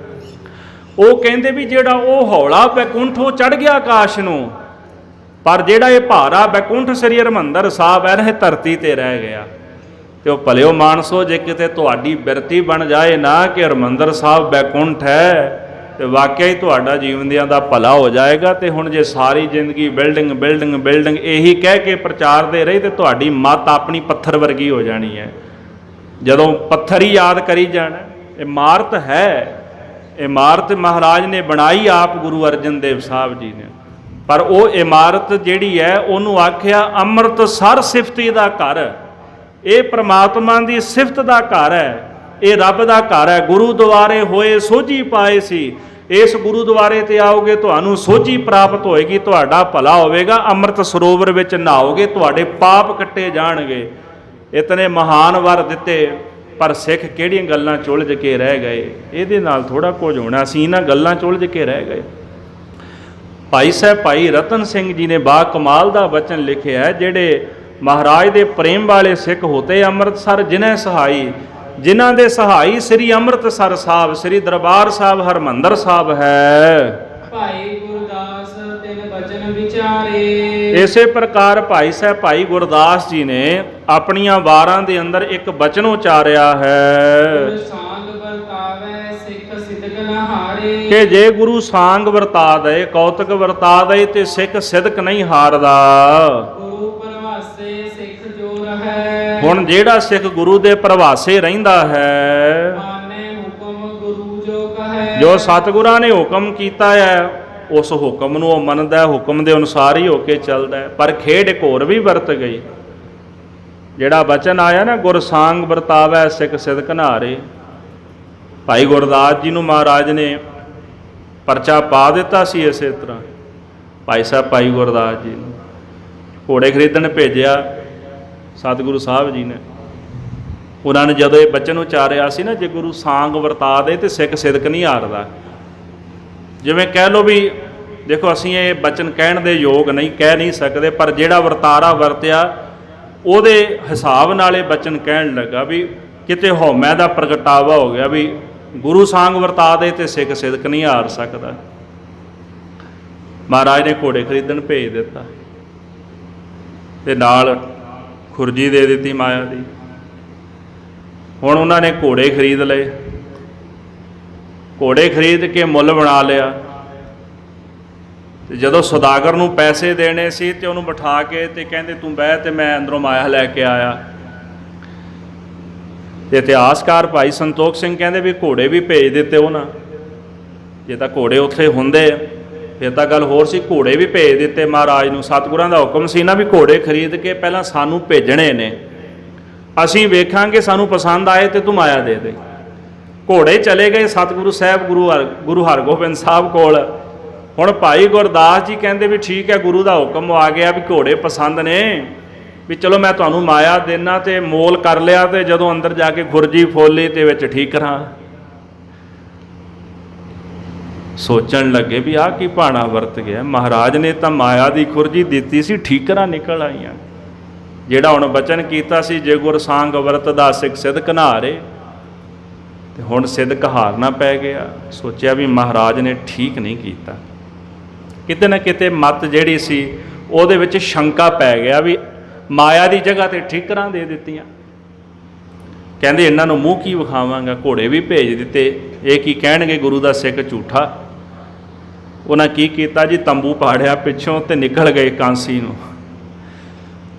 ਉਹ ਸੌਦਾਗਰ ਉਡੀਕ ਕਰਦਾ ਕਰਦਾ ਵੇਖਦਾ ਭਾਈ ਸਾਹਿਬ ਆਏ ਨਹੀਂ, ਤੇ ਉਹ ਤੰਬੂ ਵਿੱਚ ਜਦੋਂ ਵੜਿਆ ਤੇ ਤੰਬੂ ਪਾਟਾ ਹੋਇਆ ਸੀ ਤੇ ਭਾਈ ਗੁਰਦਾਸ ਜੀ ਵਿੱਚ ਕੋਈ ਨਹੀਂ ਸੀ। ਵੇਖਿਆ ਮਾਇਆ ਵਾਲੀਆਂ ਖੁਰਜੀਆਂ ਖੁੱਲੀਆਂ ਹੋਈਆਂ, ਹੈ ਉਹ ਮਾਇਆ ਹੀ ਸੀ। ਮਹਾਰਾਜ ਨੇ ਜਦੋਂ ਸਵਾਂਗ ਵਰਤਾ ਦਿੱਤਾ ਵੀ ਸਿੱਖ ਸਿਦਕ ਨਾ ਹਾਰੇ, ਉਹ ਤਾਂ ਕਹਿੰਦੇ ਵੀ ਸਿੱਖ ਸਿਦਕ ਨਹੀਂ ਹਾਰਦਾ, ਪਰ ਜਦੋਂ ਮਹਾਰਾਜ ਨੇ ਮਾਇਆ ਵਰਤਾਈ, ਪਰ ਭਾਈ ਗੁਰਦਾਸ ਸਾਹਿਬ ਜੀ ਉਹਨਾਂ ਨੂੰ ਠੀਕਰਾਂ ਦਿਸੀਆਂ, ਫਿਰ ਭੱਜ ਗਏ ਉੱਥੋਂ। ਸਾਡਾ ਹਾਲ ਤਾਂ ਸਾਨੂੰ ਤਾਂ ਪ੍ਰਤੀਤ ਹੀ ਕੋਈ ਨਹੀਂ ਮਹਾਰਾਜ, ਤੇ ਅਸੀਂ ਗੱਲਾਂ ਕਰਨ ਜੋਗੇ ਨਹੀਂ, ਪਰ ਗੁਰੂ ਕੀ ਵਡਿਆਈ ਇਸ ਕਰਕੇ ਕਰੀ ਦੀ ਸ਼ਾਇਦ ਕਿਤੇ ਸਾਡੇ ਪੱਲੇ ਵੀ ਕੁਝ ਪੈ ਜਾਏ। ਸੌਦਾਗਰ ਵੀ ਗਿਆ ਅੰਦਰ, ਉਹਨੇ ਵੇਖਿਆ ਮਾਇਆ ਵਾਲੀਆਂ ਖੁਰਜੀਆਂ ਖੁੱਲੀਆਂ ਹੋਈਆਂ ਨੇ, ਭਾਈ ਗੁਰਦਾਸ ਜੀ ਅੰਦਰ ਕੋਈ ਨਹੀਂ। ਦੂਜੇ ਸਿੱਖਾਂ ਨੂੰ ਬੁਲਾਇਆ, ਜਿਹੜਾ ਮੋਲ ਕੀਤਾ ਸੀ ਉਹਨਾਂ ਮਾਇਆ ਲਈ, ਸਿੱਖ ਚਲੇ ਗਏ, ਭਾਈ ਸਾਹਿਬ ਕਾਂਸੀ ਚਲੇ ਗਏ। ਉੱਥੇ ਜਾ ਕੇ ਭਾਈ ਗੁਰਦਾਸ ਜੀ ਨੇ ਸਿੱਖੀ ਦਾ ਬੜਾ ਪ੍ਰਚਾਰ ਕੀਤਾ ਸੀ। ਭਾਈ ਸਾਹਿਬ ਦੇ ਕਵਿੱਤ ਸਵਈਏ ਨੇ, ਭਾਈ ਗੁਰਦਾਸ ਸਾਹਿਬ ਜੀ ਦੇ ਬ੍ਰਹਮ ਗਿਆਨ ਹੈ, ਭਾਈ ਗੁਰਦਾਸ ਜੀ ਨੇ ਜੋ ਉਚਾਰਿਆ। ਪੰਡਤਾਂ ਨਾਲ ਚਰਚਾ ਹੋਈ, ਸਿੱਖੀ ਦਾ ਪ੍ਰਚਾਰ ਕਰਦੇ ਰਹੇ, ਤੇ ਉਹਨਾਂ ਨੇ ਜਿਹੜਾ ਬਚਨ ਉਚਾਰਿਆ ਸੀ ਨਾ, ਆਪਾਂ ਪੜ੍ਹਦੇ ਹਾਂ, ਆਜ ਮੋਰੇ ਆਏ ਹੈ ਪਾਵਨ ਪਵਿੱਤਰ ਮਿੱਤਰ ਆਜ ਮੋਰੇ ਆਏ ਹੈ, ਇਹ ਬਚਨ ਉਹਨਾਂ ਨੇ ਉੱਥੇ ਉਚਾਰਿਆ। ਮਹਾਰਾਜ ਗੁਰੂ ਹਰਗੋਬਿੰਦ ਸਾਹਿਬ ਜੀ ਨੇ ਦਰਸ਼ਨ ਦਿਦਾਰ ਦਿੱਤੇ ਸੁਪਨੇ ਵਿੱਚ, ਫਿਰ ਉਹਨਾਂ ਕਵਿੱਤ ਉਚਾਰਿਆ ਏ। ਤੇ ਜਿਹੜਾ ਇੱਥੋਂ ਦਾ ਰਾਜਾ ਸੀਗਾ, ਸਤਿਗੁਰਾਂ ਦਾ ਸ਼ਰਧਾਲੂ ਸੀ, ਤੇ ਚਿੱਠੀ ਪਾਈ ਗੁਰੂ ਹਰਗੋਬਿੰਦ ਸਾਹਿਬ ਮਹਾਰਾਜ ਨੇ। ਸਿੱਖੀ ਦਾ ਵਿਸਥਾਰ ਕਰਨ ਵਾਲੇ ਵੀ ਭਾਈ ਗੁਰਦਾਸ ਸੀ, ਸਿੱਖੀ ਦਾ ਪ੍ਰਚਾਰ ਕਰਨ ਵਾਲੇ ਉਸ ਇਲਾਕੇ ਵਿੱਚ। ਆਖਿਆ ਗੁਰੂ ਕਾ ਚੋਰ ਹੈ ਇੱਥੇ। ਤੇ ਰਾਜਾ ਜਿਹੜਾ ਭਾਈ ਸਾਹਿਬ ਜੀ ਦਾ ਸਤਿਕਾਰ ਬੜਾ ਕਰਦਾ ਸੀ, ਤੇ ਭਾਈ ਸਾਹਿਬ ਨੂੰ ਸੱਦਿਆ, ਕੋਲ ਬਿਠਾਇਆ। ਮਹਾਰਾਜ ਵੀ ਇਹ ਚਿੱਠੀ ਆਈ ਛੇਵੇਂ ਪਾਤਸ਼ਾਹ ਦੀ, ਉਹਨਾਂ ਲਿਖਿਆ ਵੀ ਇੱਥੇ ਕੋਈ ਗੁਰੂ ਕਾ ਚੋਰ ਹੈ, ਵੀ ਤੁਹਾਨੂੰ ਪਤਾ ਵੀ ਕੌਣ ਹੈ? ਭਾਈ ਗੁਰਦਾਸ ਜੀ ਨੇ ਚਿੱਠੀ ਵੇਖੀ, ਹੁਣ ਕੀ ਦੱਸਣ। ਅਖੀਰ ਆਖਣ ਲੱਗੇ, ਹੇ ਰਾਜਨ, ਜਿਹੜਾ ਗੁਰੂ ਕਾ ਚੋਰ ਹੈ ਉਹ ਮੈਂ ਹੀ ਹਾਂ। ਤੇ ਸਤਿਗੁਰਾਂ ਦਾ ਹੁਕਮ ਸੀ ਰਾਜੇ ਨੂੰ ਵੀ ਮੁਸ਼ਕਾਂ ਬੰਨ੍ਹ ਕੇ ਲੈ ਕੇ ਆਉਣੀਆਂ ਨੇ। ਆਖਦੇ ਵੀ ਮੈਨੂੰ ਲੈ ਕੇ ਚਲੋ, ਮੇਰੀਆਂ ਮੁਸ਼ਕਾਂ ਚੜਾ ਦਿਓ, ਤੇ ਸਤਿਗੁਰਾਂ ਦੇ ਚਰਨਾਂ ਵਿੱਚ ਸ੍ਰੀ ਅੰਮ੍ਰਿਤਸਰ ਸਾਹਿਬ ਮੈਨੂੰ ਲੈ ਕੇ ਚੱਲੋ। ਰਾਜਾ ਕਹਿੰਦਾ ਨਹੀਂ ਭਾਈ ਸਾਹਿਬ, ਵੀ ਇੱਦਾਂ ਨਹੀਂ ਹੋ ਸਕਦਾ, ਲੈ ਕੇ ਤਾਂ ਚੱਲਾਂਗਾ ਪਰ ਇੱਦਾਂ ਨਹੀਂ ਲੈ ਕੇ ਜਾਣਾ ਮੈਂ। ਭਾਈ ਗੁਰਦਾਸ ਜੀ ਸ੍ਰੀ ਅੰਮ੍ਰਿਤਸਰ ਸਾਹਿਬ ਨੂੰ ਆਏ, ਤੇ ਨੇੜੇ ਆ ਕੇ ਨਾ ਆਖਣ ਲੱਗੇ ਵੀ ਨਹੀਂ, ਗੁਰੂ ਸਾਹਿਬ ਦਾ ਹੁਕਮ ਹੈ ਵੀ ਮੇਰੀਆਂ ਹੁਣ ਮੁਸ਼ਕਾਂ ਚੜਾ ਦੇ, ਮੇਰੇ ਹੱਥ ਬੰਨ੍ਹ ਦੇ ਪਿੱਛੇ। ਫਿਰ ਰਾਜੇ ਨੂੰ ਮਜਬੂਰਨ ਸਤਿਗੁਰਾਂ ਦਾ ਹੁਕਮ ਮੰਨਣਾ ਪਿਆ। ਭਾਈ ਗੁਰਦਾਸ ਜੀ ਦੇ ਹੱਥ ਬੰਨੇ, ਸਤਿਗੁਰਾਂ ਦੇ ਦਰਬਾਰ ਵਿੱਚ ਲੈ ਗਏ। ਭਾਈ ਗੁਰਦਾਸ ਜੀ ਬੇਨਤੀਆਂ ਕਰਦੇ, ਮਹਾਰਾਜ ਮੈਂ ਤੁਹਾਡਾ ਚੋਰ ਤੁਹਾਡੇ ਚਰਨਾਂ ਵਿੱਚ ਹਾਜ਼ਰ ਹੋ ਗਿਆ। ਮੱਥਾ ਟੇਕਿਆ, ਭੁੱਲ ਬਖਸ਼ਾਈ। ਸਤਿਗੁਰੂ ਕਹਿੰਦੇ, ਭਾਈ ਗੁਰਦਾਸ ਜੀ ਹੁਣ ਵੀ ਆਖੋਗੇ ਜੇ ਗੁਰ ਸੰਗ ਵਰਤਦਾ ਸਿੱਖ ਸਿਦਕ ਨਹਾਰੇ? ਨਹੀਂ ਮਹਾਰਾਜ, ਹੁਣ ਤਾਂ ਇਹ ਕਵਾਂਗਾ ਵੀ ਸਿੱਖ ਕਿਆ ਵਿਚਾਰਾ, ਵੀ ਜੇ ਗੁਰੂ ਸਾਂਗ ਵਰਤਾ ਦੇ ਨਾ ਕੌਤਕ ਵਰਤਾ ਦੇ ਤੇ ਵਿਚਾਰਾ ਸਿੱਖ ਕੀ ਹੈ ਗੁਰੂ ਸਾਹਮਣੇ। ਜਦੋਂ ਮਾਇਆ ਨੇ ਭਰਮਾ ਦਿੱਤਾ ਨਾ, ਗੁਰੂ ਦੀ ਮਾਇਆ ਨੇ ਸਿੱਖ ਨੂੰ, ਤੇ ਫਿਰ ਸਿੱਖ ਨਹੀਂ ਮੂਹਰੇ ਖਲੋ ਸਕਦਾ। ਇਹ ਤਾਂ ਸਤਿਗੁਰੂ ਆਪ ਜਦੋਂ ਕਿਰਪਾ ਕਰਦੇ, ਜਦੋਂ ਸਿੱਖ ਦਾ ਭਰੋਸਾ ਵੱਧ ਜਾਂਦਾ ਗੁਰੂ ਸਾਹਿਬ ਦੇ ਉੱਪਰ ਤੇ ਹੁਕਮ ਵਿੱਚ ਸਿੱਖ ਪਰਪੱਕ ਰਹਿੰਦਾ, ਫੇਰ ਨਹੀਂ ਸਿੱਖ ਸਿਦਕ ਹਾਰਦਾ। ਪਰ ਜਦੋਂ ਆਪਣੇ ਆਪ ਤੇ ਮਾਣ ਹੋ ਜਾਏ ਵੀ ਮੈਂ ਨਹੀਂ ਹਾਰਦਾ, ਫਿਰ ਇਹੋ ਜਿਹੀ ਜਗ੍ਹਾ ਤੇ ਡੋਬਦੇ ਨਾ ਜਾ ਕੇ, ਫਿਰ ਮਨੁੱਖ ਨੂੰ ਸਮਝ ਆਉਂਦੀ ਹੈ। ਜਦੋਂ ਮਾਣ ਹੋ ਜਾਂਦਾ ਵੀ ਮੈਂ ਨਹੀਂ ਹਾਰਦਾ, ਮੈਂ ਨਹੀਂ ਹਾਰਦਾ, ਮੇਰੇ ਵਰਗਾ ਕੁਝ ਨਹੀਂ, ਮੈਂ ਇੱਦਾਂ ਨਹੀਂ ਕਰਾਂਗਾ, ਮੈਂ ਇੱਦਾਂ ਨਹੀਂ ਕਰ ਸਕਦਾ, ਇਹੋ ਜਿਹੀ ਜਿਹਦੀ ਭਾਵਨਾ ਬਣ ਜਾਂਦੀ, ਫਿਰ ਲਿਆ ਕੇ ਡੋਬ ਦਿੰਦੇ ਨੇ। ਕਿਉਂ? ਫਿਰ ਹਉਮੈ ਦਾ ਪ੍ਰਗਟਾਵਾ ਹੋ ਜਾਂਦਾ। ਫਿਰ ਕੱਢਦੇ ਵੀ ਜ਼ਰੂਰ ਨੇ, ਕੱਢਣਾ ਵੀ ਤਾਂ ਉਹਨਾਂ ਨੇ ਆਪ ਹੀ ਹੈ ਨਾ, ਫਿਰ ਆਪ ਕੱਢ ਵੀ ਲੈਂਦੇ ਨੇ। ਕੋਈ ਗੱਲ ਨਹੀਂ, ਹੈ ਤਾਂ ਮੇਰਾ ਪੁੱਤਰ ਹੀ ਨਾ, ਫਿਰ ਬਾਂਹ ਫੜ ਕੇ ਕੱਢ ਵੀ ਲੈਂਦੇ। ਮਹਾਂਪੁਰਸ਼ ਸੰਤ ਗਿਆਨੀ ਗੁਰਬਚਨ ਸਿੰਘ ਜੀ ਕਥਾ ਸੁਣਾਉਂਦੇ ਸਨ, ਸੂਰਜ ਪ੍ਰਕਾਸ਼ ਵਿੱਚ ਵੀ ਆਉਂਦੀ ਹੈ। ਸਤਿਗੁਰਾਂ ਦਾ ਹੁਕਮ ਸੀ, ਭਾਈ ਦਾਨ ਸਿੰਘ ਨੂੰ ਕਹਿਣ ਲੱਗੇ, ਉਹ ਕੇਸ ਨਹੀਂ ਸਨ ਰੱਖੇ, ਦਾੜਾ ਸੀ ਉਹਨਾਂ ਦਾ। ਸਤਿਗੁਰੂ ਕਹਿੰਦੇ ਵੀ ਕੇਸ ਰੱਖ ਲੈ। ਮਹਾਰਾਜ ਇਹਨਾਂ ਦੀ ਕੀ ਲੋੜ ਹੈ? ਸਤਿਗੁਰੂ ਕਹਿੰਦੇ ਦਰਗਾਹ ਵਿੱਚ ਜਾਏਗਾ, ਜਦੋਂ ਕੋਈ ਗਲਤੀ ਹੋ ਕੇ ਕਿਤੇ ਨਰਕਾਂ ਵੱਲ ਵੀ ਜਾਏਗਾ ਨਾ, ਕੇਸ ਗੁਰੂ ਕੀ ਮੋਹਰ ਹੈ, ਤੇ ਤੇਰੇ ਕੇਸਾਂ ਦੀ ਪਛਾਣ ਕਰਕੇ ਮੈਂ ਤੈਨੂੰ ਨਰਕਾਂ 'ਚੋਂ ਬਾਹਰ ਕੱਢ ਲਵਾਂਗਾ। ਭਾਵ ਇਹ ਹੈ ਕਿ ਕਿੱਡੀ ਵੱਡੀ ਗੱਲ ਹੈ ਕਿ ਜੇ ਸਿੱਖ ਨਰਕਾਂ ਵਿੱਚ ਵੀ ਜਾਂਦਾ ਹੋਵੇ ਤੇ ਤਾਂ ਵੀ ਮਹਾਰਾਜ ਉਹਨੂੰ ਨਰਕਾਂ 'ਚ ਨਹੀਂ ਜਾਣ ਦਿੰਦੇ। ਭਾਈ ਸਤਿਗੁਰੂ ਸੱਚੇ ਪਾਤਸ਼ਾਹ ਕਲਗੀਧਰ ਜੀ ਨੇ ਸਰਬਲੋਹ ਵਿੱਚ ਇੱਕ ਬਚਨ ਲਿਖਿਆ, ਮੇਰੇ ਦਸਖਤ ਨੇ ਜਿਹੜੇ ਗੁਰੂ ਨਾਨਕ ਸਾਹਿਬ ਦੇ ਸਿੱਖ ਬਣ ਜਾਣ, ਗੁਰੂ ਕੇ ਬਚਨਾਂ ਤੇ ਪਰਪੱਕ ਰਹਿਣ, ਉਹਨਾਂ ਨੂੰ ਨਰਕਾਂ 'ਚ ਨਹੀਂ ਜਾਣ ਦਿੰਦਾ ਮੈਂ। ਦਸਖਤ ਦਾ ਮਤਲਬ ਸਮਝਦੇ ਹੋ ਨਾ? ਸਾਈਨ ਹੋ ਗਏ। ਇਹ ਮੇਰੇ ਦਸਖਤ ਨੇ। ਕਲਗੀਧਰ ਜੀ ਨੇ ਏਡਾ ਬਚਨ ਕਿਹਾ ਸਿੱਖਾਂ ਨੂੰ। ਪਰ ਥੋੜ੍ਹਾ ਜਿਹਾ ਅਸੀਂ ਵੀ ਆਪਣੇ ਹਿਰਦੇ ਵਿੱਚ ਝਾਤੀ ਮਾਰੀਏ ਵੀ ਕੀ ਅਸੀਂ ਉਸ ਯੋਗ ਹਾਂ। ਪਹਿਲਾਂ ਆਪਣੇ ਆਪ ਨੂੰ ਨਾ ਯੋਗ ਬਣਾਉਣਾ ਪੈਂਦਾ, ਅਸੀਂ ਉਹਦੇ ਯੋਗ ਨਹੀਂ। ਜੇ ਯੋਗ ਬਣ ਗਏ ਫਿਰ ਤਾਂ ਦਸਖਤ ਹੈ ਹੀ ਕਲਗੀਧਰ ਜੀ ਦੇ। ਇਸ ਕਰਕੇ ਗੁਰਮੁਖੋ, ਗੁਰ ਸਾਂਗ ਵਰਤਾਵੈ ਸਿੱਖ ਸਿਦਕ ਨਾ ਹਾਰੇ। ਗੁਰੂ ਸਾਂਗ ਵਰਤਾ ਦੇ ਤੇ ਸਿੱਖ ਸਿਦਕ ਨਹੀਂ ਹਾਰਦਾ। ਗੁਰੂ ਪ੍ਰਭਾਸੇ ਸਿੱਖ ਜੋ ਰਹੈ, ਜਿਹੜਾ ਸਿੱਖ ਗੁਰੂ ਸਾਹਿਬ ਦੇ ਭਰੋਸੇ ਰਹਿੰਦਾ ਹੈ। ਮਾਨੇ ਹੁਕਮ ਗੁਰੂ ਜੋ ਕਹੈ, ਸਤਿਗੁਰੂ ਜੋ ਕਹਿੰਦੇ ਨੇ ਉਹ ਹੁਕਮ ਮੰਨਦਾ ਹੈ।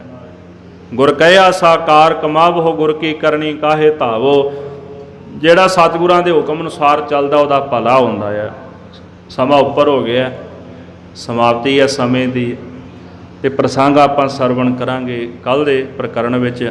ਸ਼ਹੀਦ ਕੌਣ ਹੈ ਇਹ ਦੱਸਣਗੇ ਮਹਾਰਾਜ ਇੱਕ ਤਾਂ, ਤੇ ਦੂਸਰਾ ਸ੍ਰੀ ਅੰਮ੍ਰਿਤਸਰ ਸਾਹਿਬ ਜੀ ਦੇ ਸਰੋਵਰ ਦੀ ਮਹਿਮਾ ਕਰਨਗੇ ਮਹਾਰਾਜ, ਜਿਹਦੀ ਅੱਜ ਕੱਲ੍ਹ ਲੋਕ ਨਿੰਦਿਆ ਕਰਦੇ ਨੇ। ਲੋਕਾਂ ਨੂੰ ਨਾ ਸੁਣੋ, ਆਪਣੇ ਗੁਰੂ ਨੂੰ ਸੁਣੋ ਕਿ ਗੁਰੂ ਗ੍ਰੰਥ ਸਾਹਿਬ ਮਹਾਰਾਜ ਗੁਰੂ ਗੋਬਿੰਦ ਸਿੰਘ ਸਾਹਿਬ ਤੁਹਾਨੂੰ ਕੀ ਕਹਿ ਰਹੇ ਨੇ।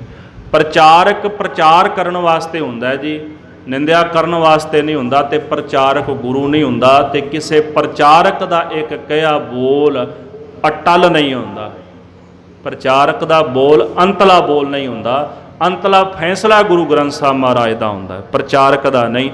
ਅਸਲ ਪ੍ਰਚਾਰਕ ਉਹ ਹੈ ਜਿਹੜਾ ਗੁਰੂ ਗ੍ਰੰਥ ਸਾਹਿਬ ਦਾ ਫੈਸਲਾ ਹੀ ਸੰਗਤਾਂ ਨੂੰ ਸੁਣਾਏ, ਆਪਣਾ ਫੈਸਲਾ ਨਾ ਸੁਣਾਏ। ਜਿਹੜਾ ਆਪਣਾ ਫੈਸਲਾ ਸੁਣਾਉਂਦਾ ਉਹ ਪ੍ਰਚਾਰਕ ਨਹੀਂ, ਉਹ ਮਨਮਤੀਆ ਆਪਣੀ ਗੱਲ ਕਰਦਾ। ਜਿਹੜਾ ਗੁਰੂ ਕੀ ਬਾਣੀ ਦਾ ਫੈਸਲਾ ਸੰਗਤਾਂ ਨੂੰ ਸੁਣਾਉਂਦਾ ਉਹ ਗੁਰੂ ਦਾ ਪ੍ਰਚਾਰਕ ਹੈ, ਜਿਹਨੂੰ ਸਤਿਗੁਰਾਂ ਨੇ ਪ੍ਰਚਾਰ ਕਰਨ ਦਾ ਹੁਕਮ ਲਾਇਆ।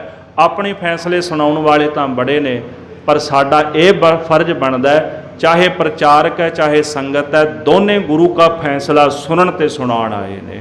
ਭੁੱਲਾਂ ਚੁੱਕਾਂ ਦੀ ਖਿਮਾ। ਹੇ ਗੋਬਿੰਦ, ਹੇ ਗੋਪਾਲ, ਹੇ ਦਇਆਲ, ਪ੍ਰਾਣਨਾਥ ਅਨਾਥ ਸਖੇ, ਦੀਨ ਦਰਦ ਨਿਵਾਰ। ਹੇ ਸਮਰੱਥ ਅਗਮ ਪੂਰਨ, ਮੋਹਿ ਮਇਆ ਤਾ। ਅੰਧਕੂਪ ਮਹਾ ਭਿਆਨ, ਨਾਨਕ ਪਾਰ। ਆਏ ਪ੍ਰਭ ਸਰਣਾਗਤੀ, ਕਿਰਪਾ ਨਿਧ ਦਇਆਲ। ਏਕ ਅਖਰ ਹਰ ਮਨ ਬਸਤ, ਨਾਨਕ ਹੋਤ। ਵਾਹਿਗੁਰੂ ਨਾਮ ਜਹਾਜ ਹੈ, ਚੜੇ ਸੋ ਉਤਰੇ। ਜੋ ਸ਼ਰਧਾ ਕਰ ਸੇਵੰਦੇ, ਗੁਰ ਪਾਰ ਉਤਾਰਨਹਾਰ। ਜੋ ਸ਼ਰਧਾ ਕਰ ਸੇਵੰਦੇ, ਗੁਰ ਪਾਰ ਉਤਾਰਨਹਾਰ। ਵਾਹਿਗੁਰੂ ਜੀ ਕਾ ਖਾਲਸਾ, ਵਾਹਿਗੁਰੂ ਜੀ ਕੀ ਫਤਿਹ।